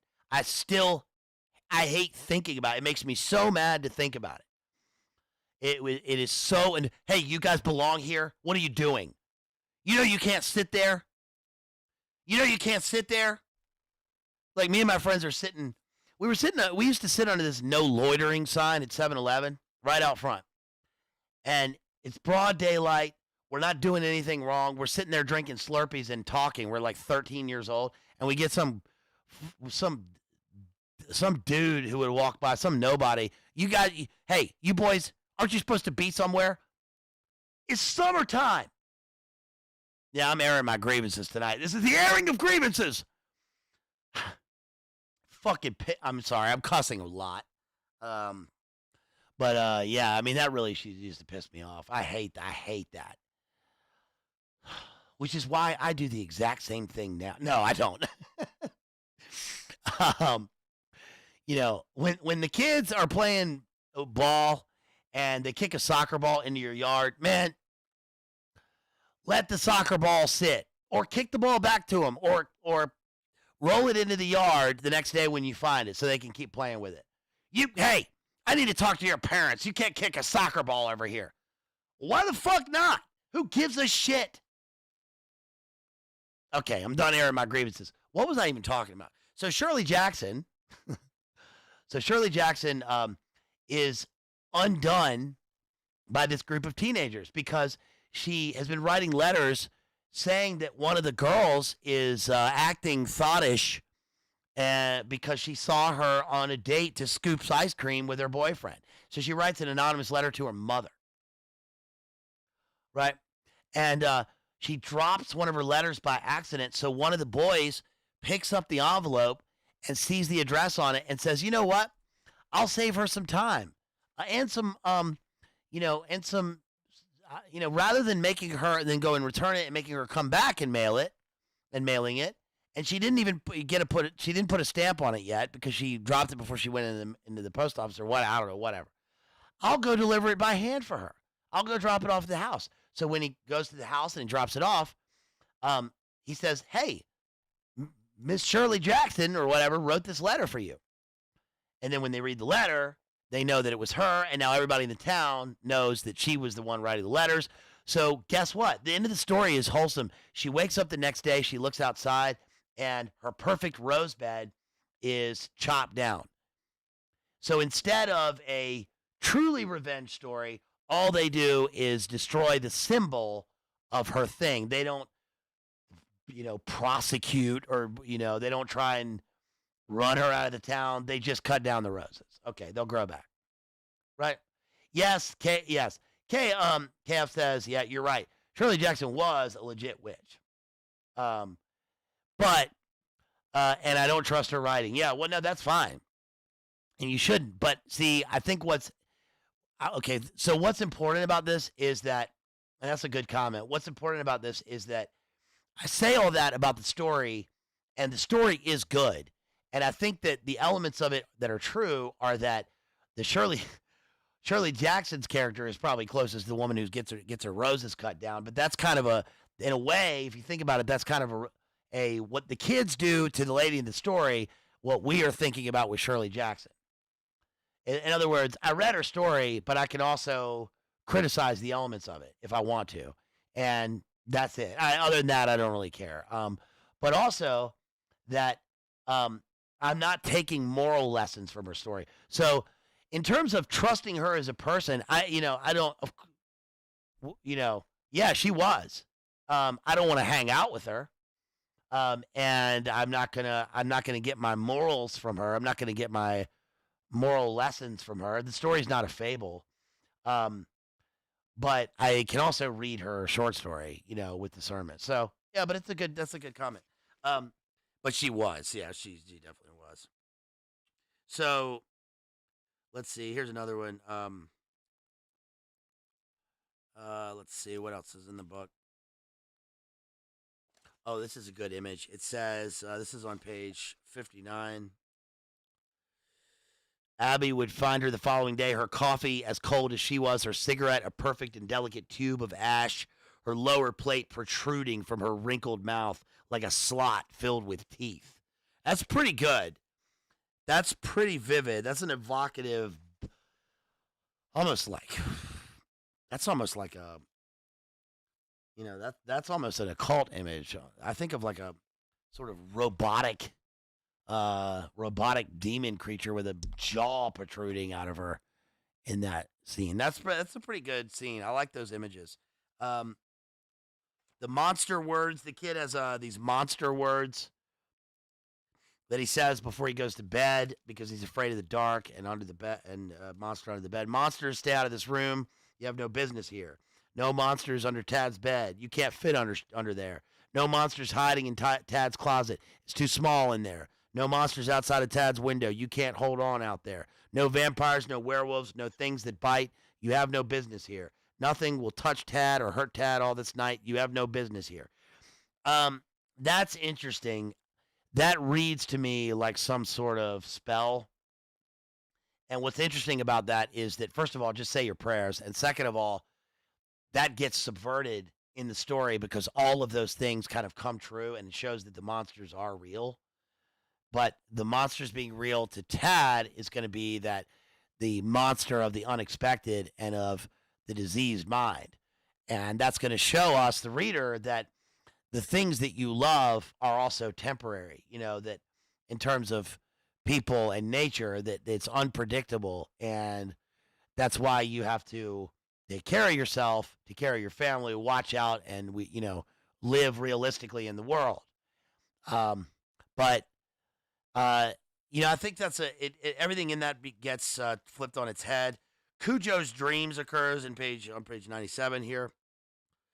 This is one of Cujo's dreams.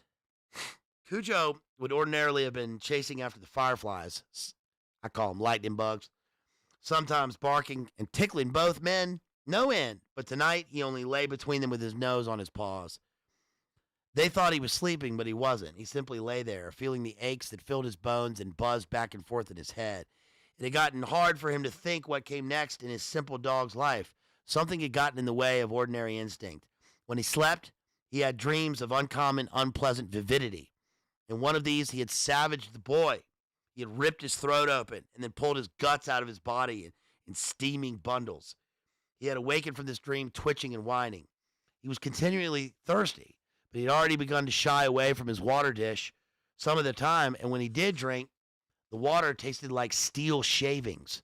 The water made his teeth ache. The water sent bolts of pain through his eyes, and now he lay on the grass, not caring about the lightning bugs or anything else.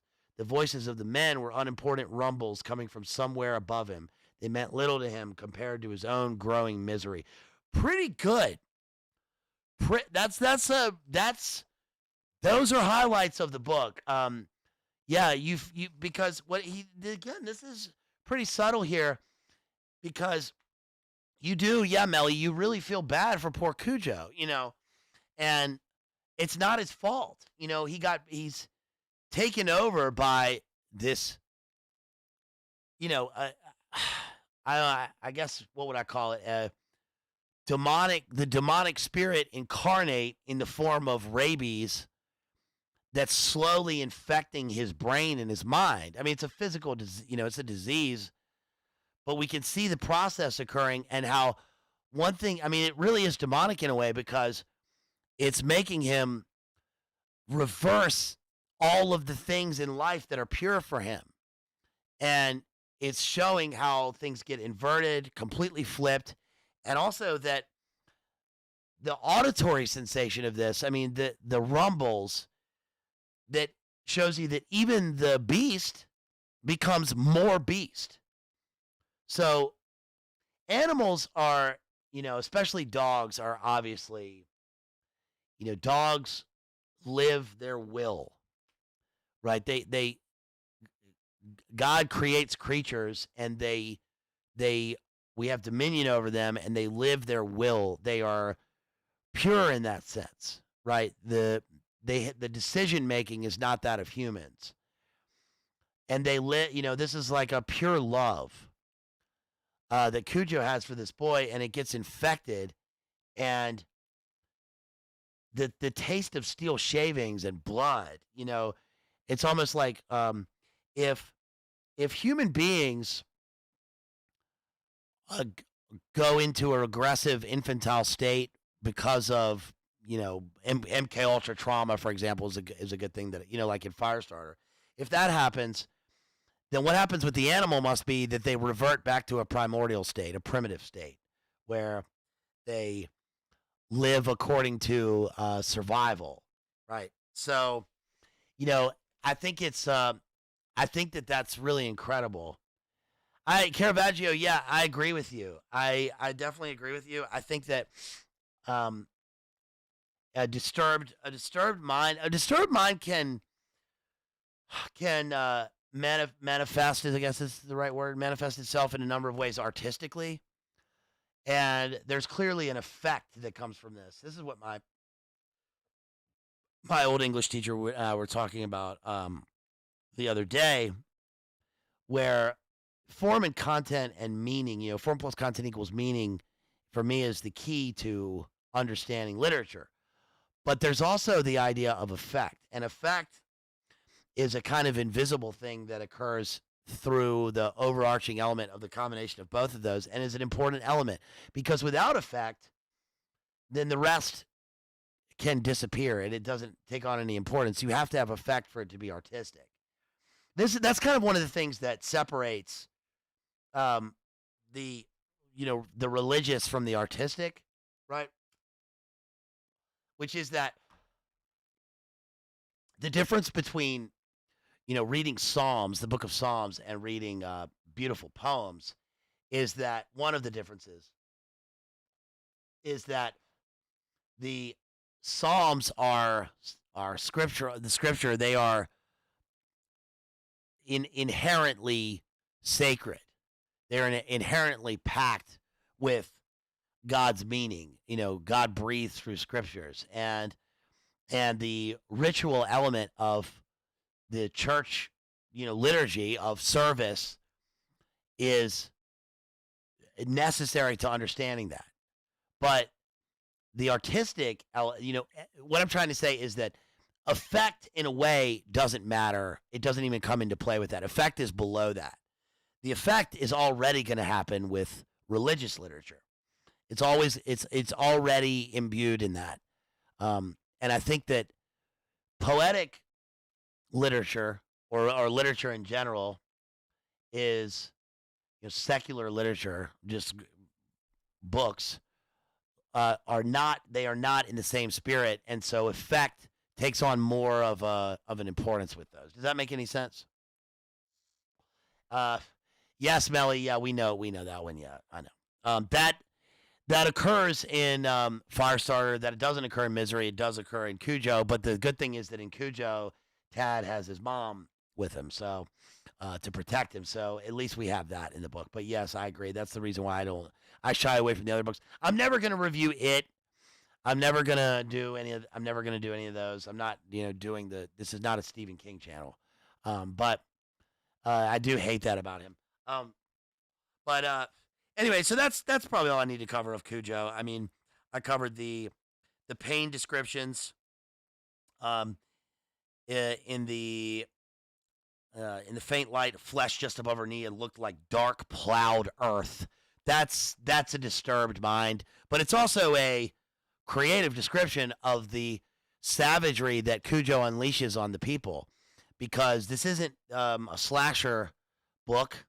This is animalistic, so it makes sense that an earthy description would be included in that. That's it, and it's also pretty unique. I mean, that really takes some insight for that, but it's also quite disturbing. So, what's the one left we had to do? We did The Gray, The Edge, The Ghost in the Darkness, Cujo. I covered Cocaine Bear before. You remember I did? I don't remember what stream that was, but I covered that right when it came out. We could do Peter Benchley's Jaws, but I would rather cover the book if we did that one. But that's an obvious one, covering Jaws. Covering we should probably do that. I mean, I should have done that in July. That's a July work to do. But we're going to finish up here with, what's the one left that I have to do? Oh, Monkey Shines. Yeah, so this is a late edition to this one. We're going to talk about Monkey Shines real quick. This is George A. Romero. This is the last one we're going to cover for this stream. By the way, please, if you want to support me, I could really, really use it. Hey, shouts out to John Connor out there for that $5 for John Connor. John Connor says, $5 for the next time I watch women's Olympic basketball. There you go. So thank you very much. Speaking of the Olympics, I know there's all this stuff about the Olympics, and if people, the Revenant. I can talk about the Revenant if you want. If you want me to talk about the Revenant right now, if you want me to do that, send in a PayPal right there, Cash App, Venmo. And I will give you a breakdown of the Revenant real quick, if it's worth it. I mean, I don't know what that's worth, but the Olympics. I will say this. Obviously the Olympics. It is what it is, right? Nick Mullen had a good take on this. He said, "Oh, you're telling me that." You're shocked by the Olympics?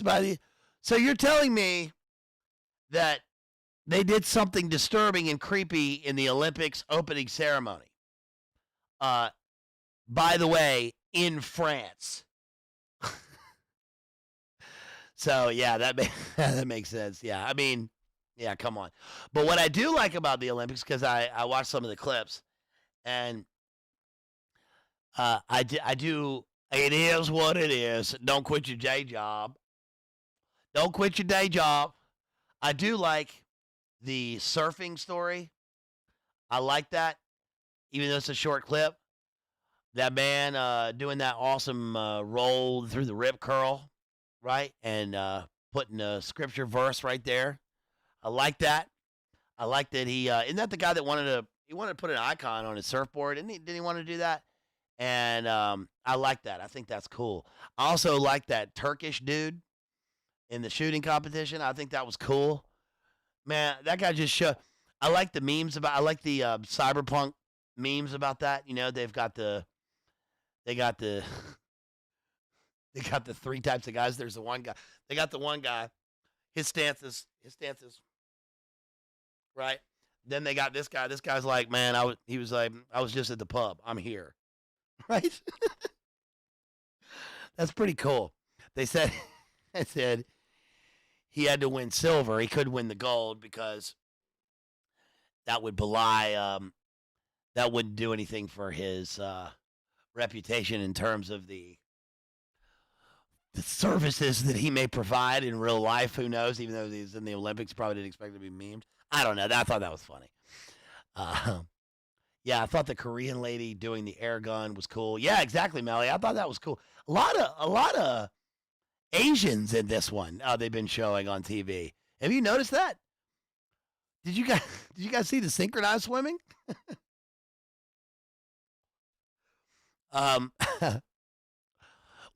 we used to swim, they always did synchronized swimming practice after us, and so they would always pump up the music to get it warmed up or something like that while we were still swimming. I used to do a winter league swimming when I was a kid, and so we got to listen to music underwater, which was pretty cool. They have that for the synchronized swimmers. You can hear the music underwater. I thought that was pretty cool. But the coolest thing in the Olympics by far is something I've loved since I was a kid, and that's the underwater snorkel hockey. So, have you guys seen that event? I know you've probably seen it.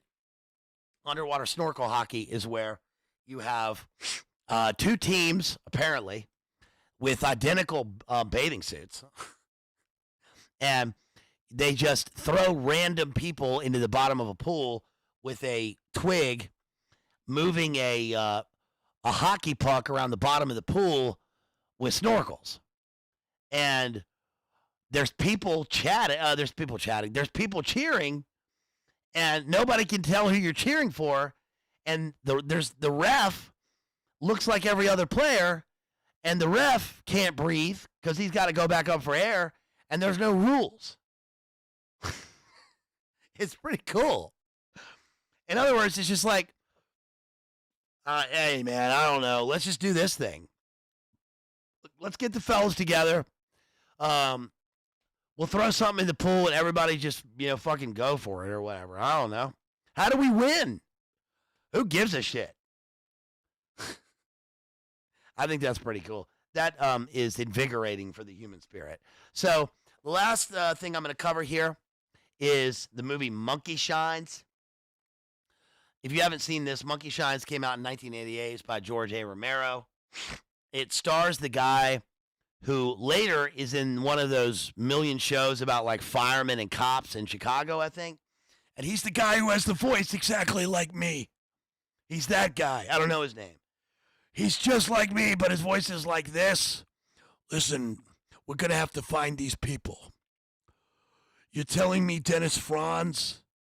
You're telling me Dennis Franz is on the squad again? We're going to have to find these people. Right? That's the guy.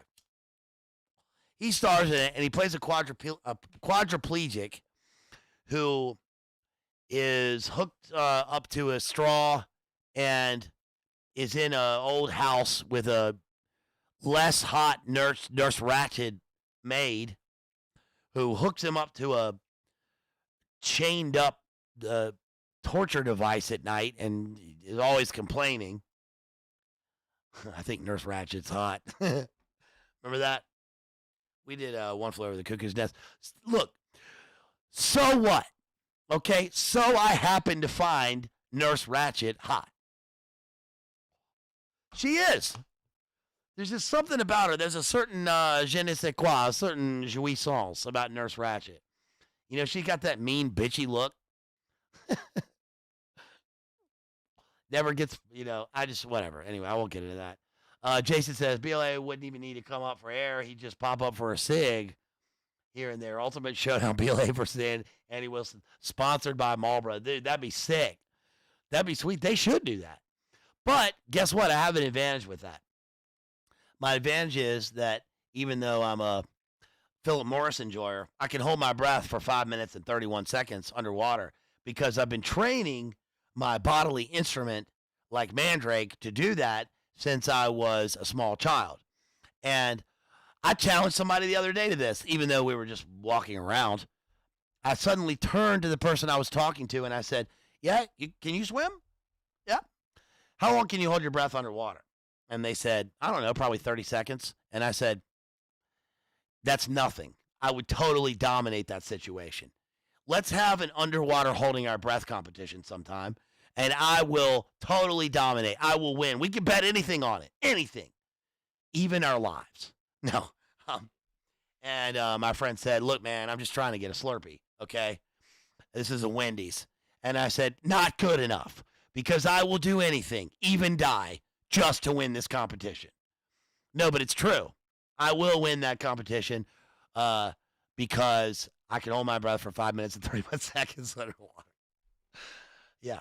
Because when I was a kid, my dream when I was a kid, especially after the movie Navy SEALs in 1990, was to be a Navy SEAL. And so I thought, I heard somewhere, and then I ended up reading somewhere that to be a Navy SEAL, you had to hold your breath for 5 minutes underwater. So I started training myself to do that. And I still continuously do that whenever I go swimming, no matter who I'm with. Let's do it, bro. I bet I can win. So anyway, monkey shines, is that what we were talking about? So he's with this less hot nurse ration. Then we cut to the creepy MK Ultra facility doctor who walks in and he's experimenting with monkeys, which is, awful or whatever. And then Stephen Root is in this movie. I like Stephen Root. He's in it for a while. And I think it's his first movie. He was in Crocodile Dundee 2, but this was his first filmed role. He was a stage actor. And he's creepy, and he's doing experiments on like kind of Mengele experiments with mice and all this stuff. But anyway, the guy's doing these experiments with monkeys, and what we see in this is that the guy is injecting the monkeys with a human-animal monkey chimera serum, and he comes in with live human specimens or whatever, and he pulls out a brain and puts it in a pan, and then he injects the monkeys, and what ends up happening is that the monkey is getting a taste of blood, human blood, and so I think that the general rule is that once an animal gets the taste of human blood, there's no going back. There's nothing you can do about it, and they're gonna want to continue to feed themselves on human meat or whatever. And so anyway, this monkey ends up in the hands of the guy because the guy tries to unalive himself with a plastic bag that you hang your clothes in from Mr. Wishy-Washy. Bing bong, which is weird in the movie. But he tries to do that because he's quadriplegic, and his girlfriend in the movie is the beautiful woman who was in that movie Cliffhanger with Sylvester Stallone. More on Sylvester Stallone coming up. You guys, big things with dealing with Sylvester Stallone films coming up. That's all I can say. And she's the one in Cliffhanger. I like the movie Cliffhanger. I love that movie. I think it's great. And so something happens with her. And anyway, after he survives, they take away his robot system or whatever, and it's replaced with a monkey, with this chimp. And the chimp is highly trained. It can put in cassette tapes, play music, hug the man, get his lean from the fridge, make his chop, light his cigarettes, and do all this stuff. And what ends up happening, it's pretty clever in the movie. What ends up happening is that man, monkey, Malcatraz, remember Shadow the Vampire? They become close to each other, and he starts to treat the monkey like he finds love again, like what it means to love him, to love life, because he develops a bond with the monkey. And the name of the monkey is Ella. And that's interesting because Ella, L, right? There's a EL, talk about 11. There's a in Stranger Things, there's this makes the monkey have a kind of spiritual element to it, as if it's some sort of psychopomp, which we talked about. Oh, that was the other Stephen King thing we did, The Dark Half. Remember that covered the book, The Dark Half, last year. And so he returned to monkey. So yeah, if I have Quantaloupe, he develops this bond with the monkey, but the nurse hates the chimp. And eventually, he becomes more and more animalistic and beastly in how he treats himself and others. And what's really cool here is that the monkey, we see visions of what looks like a monkey stalking through grass. And we find out that the injections in the serum, this kind of psyop or experiment with the monkey, has made the monkey and the man have some sort of psychic bond. So the monkey represents what the man wants, and he finds himself dreaming about darker and darker things, and the monkey escapes from its cage and starts taking vengeance on people because it represents the physical aspect of what the man wants to accomplish. And eventually what happens is that as the man becomes more and more obsessive, he then turns on the monkey, so he's turning on himself, going inward, and he starts to develop canines, fangs, like the monkey, until eventually the monkey turns and is going to kill him. It kills his woman. It kills it injects the MK Ultra doctor with the hypodermic full of serum or whatever, kills him. And then there's a horrible scene at the end where the monkey, he ends up biting the monkey to death in this really horrible scene. And he's angry because he finds out that his doctor has diagnosed him as quadriplegic, but he's not truly quadriplegic. There's an experimental surgery that could give him his mobility back. So the end of the movie is he goes to the doctor, and while he is under for surgery, he has a vision of the monkey coming out of his chest. And this is the release of his animal spirit back into the wild so that he can be a man again. And like the primitive learning to walk as a biped, he ends up standing up out of the wheelchair and getting into the van with the lady, and he can now walk, and he's a human again and whole. But that's about all there's to say about Monkey Shines. I mean, it's pretty cool because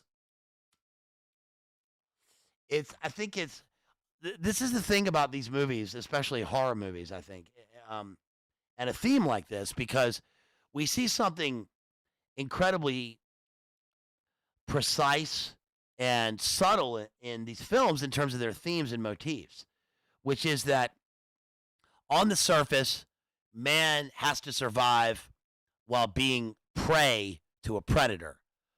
But a lot of times, when in terms of our interpretation of it, we find that by looking a little deeper, we can see that the predator is often the man himself, who is preying on his own life. He's preying on his own life. It's really only his own foibles that stand in his way of surviving and living. And once he can take care of the external predator and reverse the roles again, now he's free to live and he can walk. So that's it. That is Predator versus Prey. That's George A. Romero, Monkey Shines, The Gray, The Edge, Ghost in the Darkness, and Cujo. You guys, what do you think? If you like this, if you enjoyed this, if you appreciate it, hit that like. You can leave a comment afterwards. Please leave some comments. Really appreciate it. That helps with the algo. Even just algo. You can also really support me by sharing the stream. And, of course, you can reach out to me at madmaximalism with 2x's at gmail.com. You can support all of our friends. You can drop me some donations. Really appreciate that if you are so inclined. Thank you, Jethro, for dropping those links. Really appreciate it. want to hit me up on any of those, man, I really would appreciate it. So again, shouts out to Circle G. He says, Circle G drops $10. Says, thanks BLA, Red Bull, and limeades on me. Hey, Circle G. Really appreciate that, sir. Thank you so much. Really, really appreciate that. Real John Connor, again, dropped $5 on Cash App. Thank you so much. Jason dropped that $10. So really appreciate that. Thank you. Let me check the other ones here, see what we got. Thank you, Jason, again. And Jason, if you didn't see my comment on one of those last donos, I reached out to you because I didn't get it during the stream, so thank you so much. Kit says, okay, back to lurking and working after this, but wasn't there a something episode with this movie? Fairly sure that's the only way I would have seen it. What's MST3K? I'm slow. I don't know what MST3K is.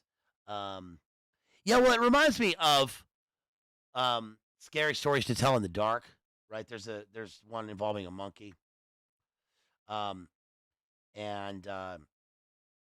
Yeah, so I'm not sure about that. Let's see what else. What else is there? Again, coming up on Friday, you guys join me on Mystery Science Theater. Yeah, yeah, I don't remember it. There was probably. I mean, this is a perfect movie for Mystery Science Theater. Again, I will be back on Friday covering The Hunt for Red October with Marco Ramius and Sam Neill. Sam Neill, his same birthday as me. Shouts out to Sam Neill out there. Let's see what else. I will be here with Mark Hackard. Make sure you tune in next week because I'll be doing Michael Clayton with our friend David Patrick Harry. We got a bunch of other stuff coming up. We got spooky season coming up, you guys. Oh, man, I can't wait. I got to tell you, other than Hurricane Meemaw headed my way, dropping literally 10 inches of rain on Thursday and Friday is what it's supposed to be. It's already started raining here. That's all right. Listen, man, I'm prepared for the hurricanes. I've lived almost my whole life dealing with hurricanes, southern hurricanes hitting here. That's no biggie. So that'll be all right. I don't know if you guys live, in the South or on the East Coast. If you've ever been through a hurricane, I'm sure you have. But probably not if you live in the Midwest. Y'all got tornadoes out there. But the hurricanes are serious business. So this one's going to be wild. But I got to say that there's a weird thing about this. I'm just sharing here. There's a weird thing where, the storm is obviously God sends the flood. And, one day the real rain will come and wash the scum from the streets. No, I mean, I'm looking for the cleansing aspect of the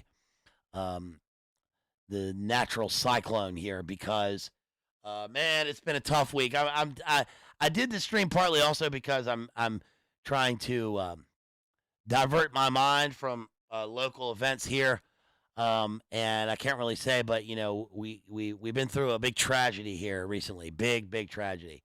And man, I gotta tell you, dude, I'm hip. Yeah, you've got to, and I was just saying this.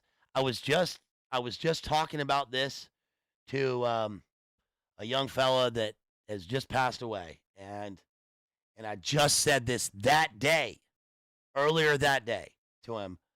Not specifically him, but that, you gotta appreciate life. We all are gonna go. And the eye is not seen, the ear is not heard. Right. The things that the Lord has prepared for us, one day He's gonna wash away all those tears. And you're walking around one day and you drop your loved one off somewhere. You go to the hairdresser or something. You go to the grocery store. You come back and they're not here anymore. They're gone. Something's happened, and that's tough. So that sucks. But we got to keep living. We got to keep LIVIN. You got to keep living. So I'm glad to be here with you guys. Glad to be here with you, and I'm glad to divert myself from that for the night. We got to keep back, get back to living. Gotta get busy living, right? That's about all I can say. I mean, nothing I say is gonna really do anything, and I don't. It's you know, I get tongue tied about that. So anyway, you guys, you gotta call your friends, call your family, and tell them you love them. Say you appreciate them. So anyway, that's it for that. You guys, thank you for being here with me. Go and watch those movies. Come back on Friday night. It's gonna be fun. We're gonna have some good times with Mark Hackard, Soul of the East. You guys know Mark Hackard, OG with Jay. That's gonna be fun. It's gonna be really good. And let's leave us with Can't Do It. Can't do it. We'll do it live. We'll do it live. Fuck it. We'll do it live. I'll write it and we'll do it live. Fucking thing sucks. We'll leave us with Rooks G and cut off his old album here. No, this is Crystal Magic. Let's leave us with Crystal Magic here. Y'all, appreciate y'all. Love y'all. Was it worth it? Yeah, it's worth it. It is worth it. It's worth it if you're strong enough. Peace, y'all. Love you. Peace.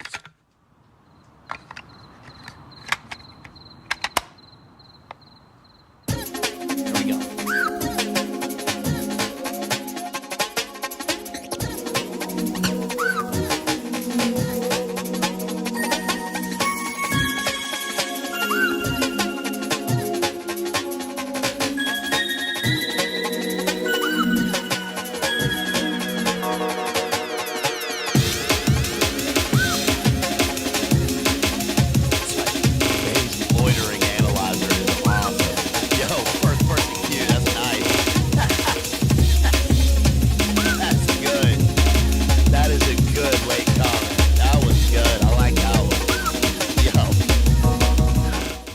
Loitering analyzer.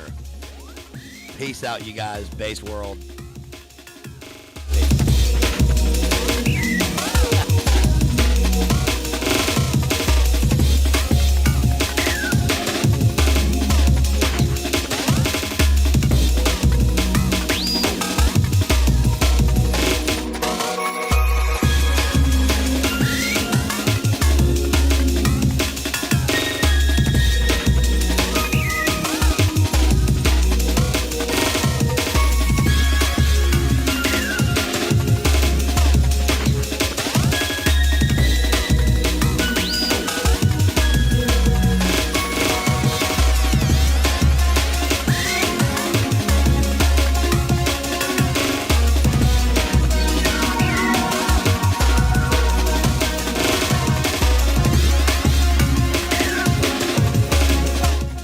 Kira right there for that $10 on PayPal I just saw. Thank you so much, Kira.